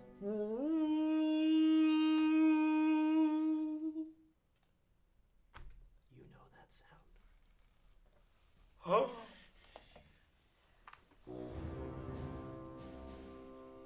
The loud horn call echoes in the night. And someone is coming through the crowd. People are turning, moving, heading back to their houses. Lanterns are being doused, and you just hear, Excuse me, I need to get through that. Yes, ma'am. and you watch as a very out-of-breath Ribley Brogus, with his longbow out, his little toad cheeks bulging with every breath. I guess it would be like his throat is sort of with everybody just like, Something's badly wrong. There's someone at the gate. They blew a horn. They said something about a parley. Mateo, magistrates? I don't know what. I didn't know what to tell them. I told Sora to stall them for as long as I could and come and get you. And Marlemont sort of looks around and he's just like, Junior, with me, anyone, and just looks around. The archon is, what's wrong? She should have been back, but. We have to go. You can see Marlemont is like, for a moment, he's just paralyzed by indecision, like he doesn't know what to do. And Yashina brightly runs up and he's like, listen, I'll take care of the townsfolk. You go see what's going on. All right. And he just sort of looks around. Hugh, Clive, just with me. Come, quickly. We need to. Stay back. No, Clive. Yeah, are you okay? You're gonna be okay. We're all going to be okay. We have to be. Yeah. That's what the yeah. Okay. And yeah, are you hurrying towards it? Yeah. We're running. Yeah, absolutely. I think I'm for it. Yeah, absolutely. As you sort of fly ahead, you can see all of these lights spread out, fairly even intervals beyond the bramble wall, just sort of soaring over as you make your way towards the gates. Yes. I was going to try and reach out and grab Clive and stop him from absolutely. after the You can do that. blade. Sort of everyone else is rushing around you, and there's sort of a momentary pause. Junior, you see Clive get grabbed by Caspian, and you sort of pause for a moment. Yeah, what is it? We need to leave. We need to go. What?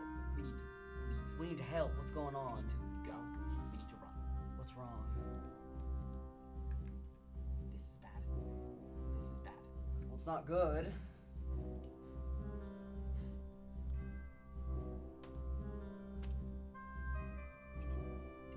If you want to go back to the house, okay? No.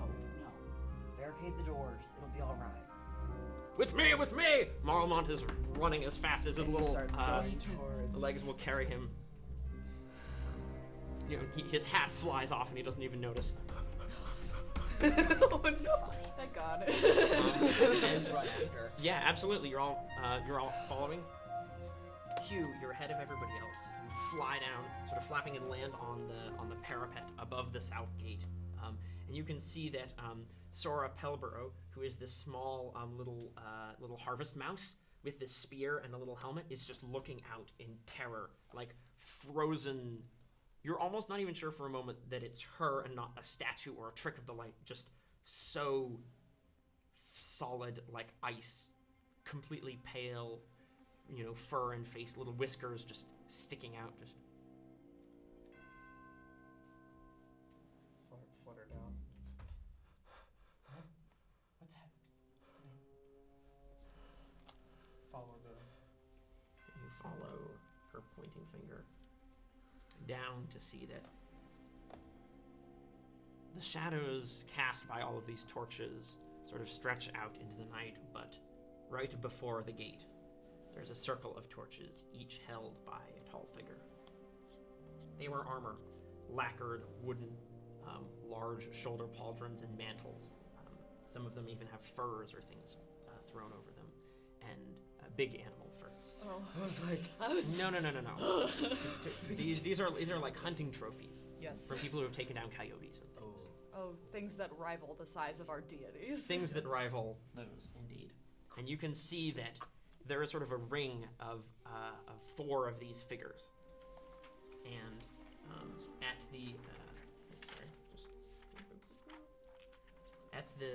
the center of this ring, behind these 4 torch posts, there are 4 banners that stand. Each of them has a different emblem on it, but all of them are unmistakably the sigils, the flags of warriors. And it's funny because that would be terrifying enough, but that's not what she's pointing at. Because there is a figure standing ahead of all of these banners, casting 4 shadows from the 4 torches that all blur and overlap each other. A tall figure, black fur and white. These 3 markings, the white stripe down the front and then the 2 facial sides. You've seen badgers before, but you've never seen one who looks so terrifying. Large armor, bulky shoulder pauldrons made out of strips of layered wood, a long black mantle, and just carelessly resting over one shoulder, a long halberd with an axe head, a hammer, and a spike at the end, resting over the shoulder. Just sort of looks up. And then she speaks. I am the Checkered Duke, Lord of the Ashland Wood, and great captain of the assembled sets of the northern marshes. I have come here in parley to offer you a proposition. Call forth one who speaks for you. A leader, if you have such a thing. What do you do?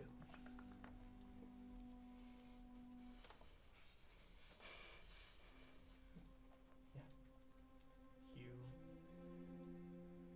kind of puffs up a little bit in the way that birds do. And puts one wing over the beak and whispers out a message, just kind of Absolutely. assuming didn't fly too far ahead. Yeah, absolutely. The others are coming up behind you now. junior leader. The only thing that registers is junior. Absolutely. And what this message looks like, though I do whisper it out, it flies off in a quaint little letter. Flies off. So that only Junior, can see. yeah, absolutely. And you and Marlemont and, Clive and everybody are running towards the gate, and you all of a sudden see this little spectral letter, silver gray, and it just blows right up into your head, and you hear, "We need you."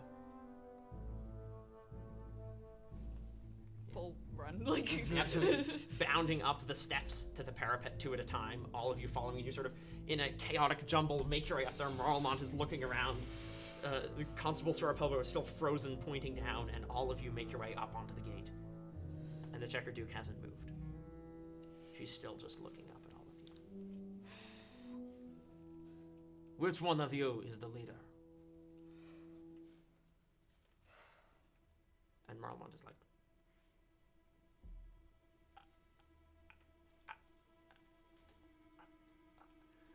is there somebody who speaks for your town?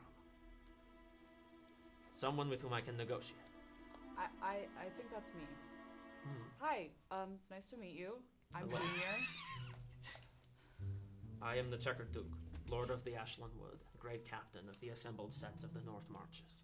The whole Ashland Wood? I've never heard of you. Well, that's about to change. I have come here under flag of truce to negotiate the surrender of your city. Why? It is simple. Your city occupies many valuable trade routes. In the expansion of my legions, we require them.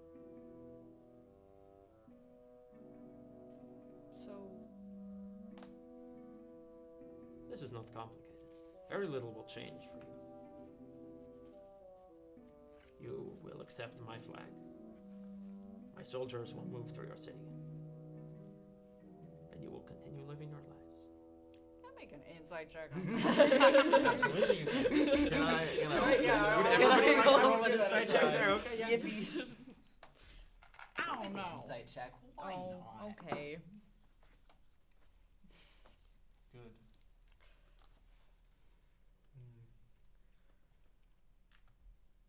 10. 6. Dirty 20. 2. 15.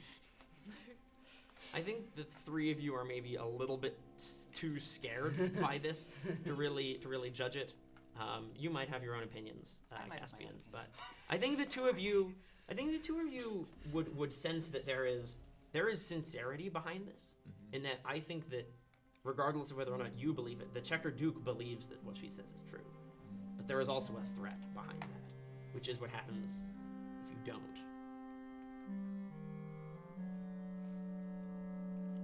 Why would we like our town how it is? That's so. Well, if you wish to preserve it, then I recommend that you come down from that wall and open the gate and surrender. You can keep your title. It is more than fair. You seem an able warrior, and I would be honored to have you join my banner.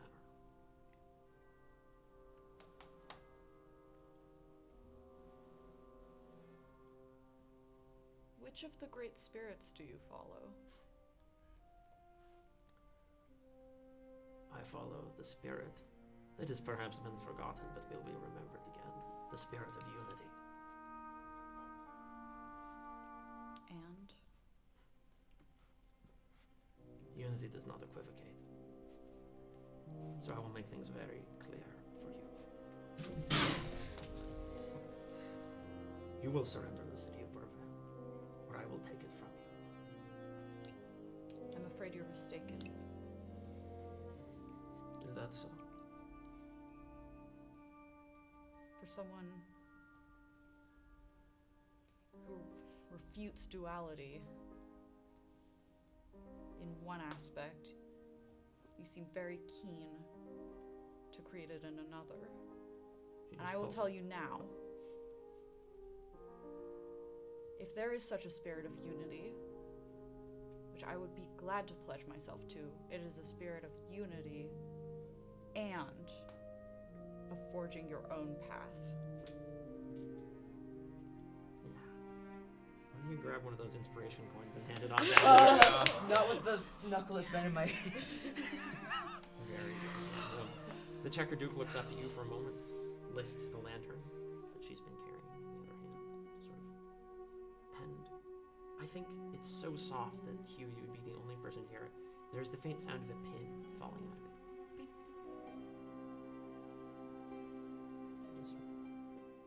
Is that your final word? No. My final word to you is Happy Evensong. And happy Evensong to you as well. And a single arrow with a burning tip.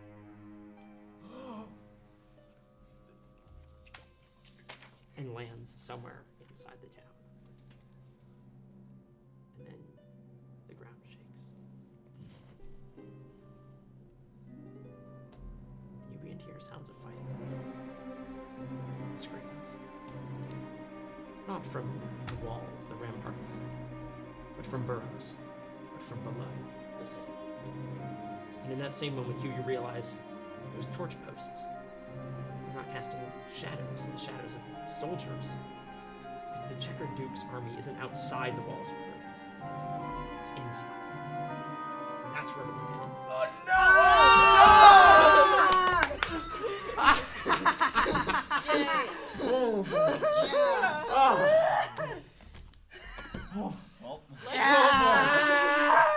Let's be excited for a couple of minutes before we turn the cameras on. I would throw so many of my metal stim toys at you, but I can't. My knuckle hurts so much. It's What are really He's been funny biting it. to No! know what's happening. Why? Yeah. Because And to I couldn't scream.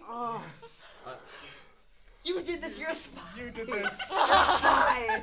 No matter what happens, you did this. You did this. No! No, we have to acknowledge that. That did I that. don't know what you're talking about. What do you mean? What do you mean screams from the inside? It's great that Cedric was not the first person to talk to the Checker Duke, because when she asked, do you have a leader? He would have immediately tried to describe the complex system of magistrates.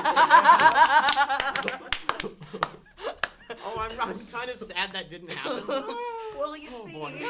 You see, we have wow. 5. there's 5 of them. They can switch off words, maybe? Okay. They play a game. They play a game of like spelling bee where they answer all. I think that's. I think we should do the opposite of the Critical Role tradition, and we should all hurl insults at Thorin at the end of the episode. Oh, Please, Compliment can we? him. Or we I can. love you. Yeah. Oh, love thank this. you. I That is love you wonderful. so much, you Thank you bastard. so much. You mother. person. Just This is described. amazing. You horrible man. I'm gonna burn down this studio. I love you dearly. I will find where you live, and I will make you understand. You know my where I feelings. live, Cease. I will Oh, find so you. Can't lightheaded. open my door. You won't need to listen for the screams in the town. They're gonna be screams right here. I need boy. an iron pill. Oh God. Oh. Yeah. So real talk. Is everybody doing okay? Because Yeah. this is a game, and I want to make sure everyone's having fun. And Oh, I know yeah. I'm feeling a little bit. Ooh, after I'm all of gonna that, sit like down. my ears are buzzing and my hands are like You know, doing there's a concept. I'm gonna start hitting stop buttons. Yeah, I'm gonna yeah, turn off okay, this that's probably a recording. good idea. Yeah. Yeah, I think okay, we'll have some fade out somewhere in all there. right. It'll be nice Well, and cool. Thank you everybody so much for agree. watching, and we'll be back next time for the second episode of the Siege of Burrvale. I'm going to stop before I pass out now, so goodbye.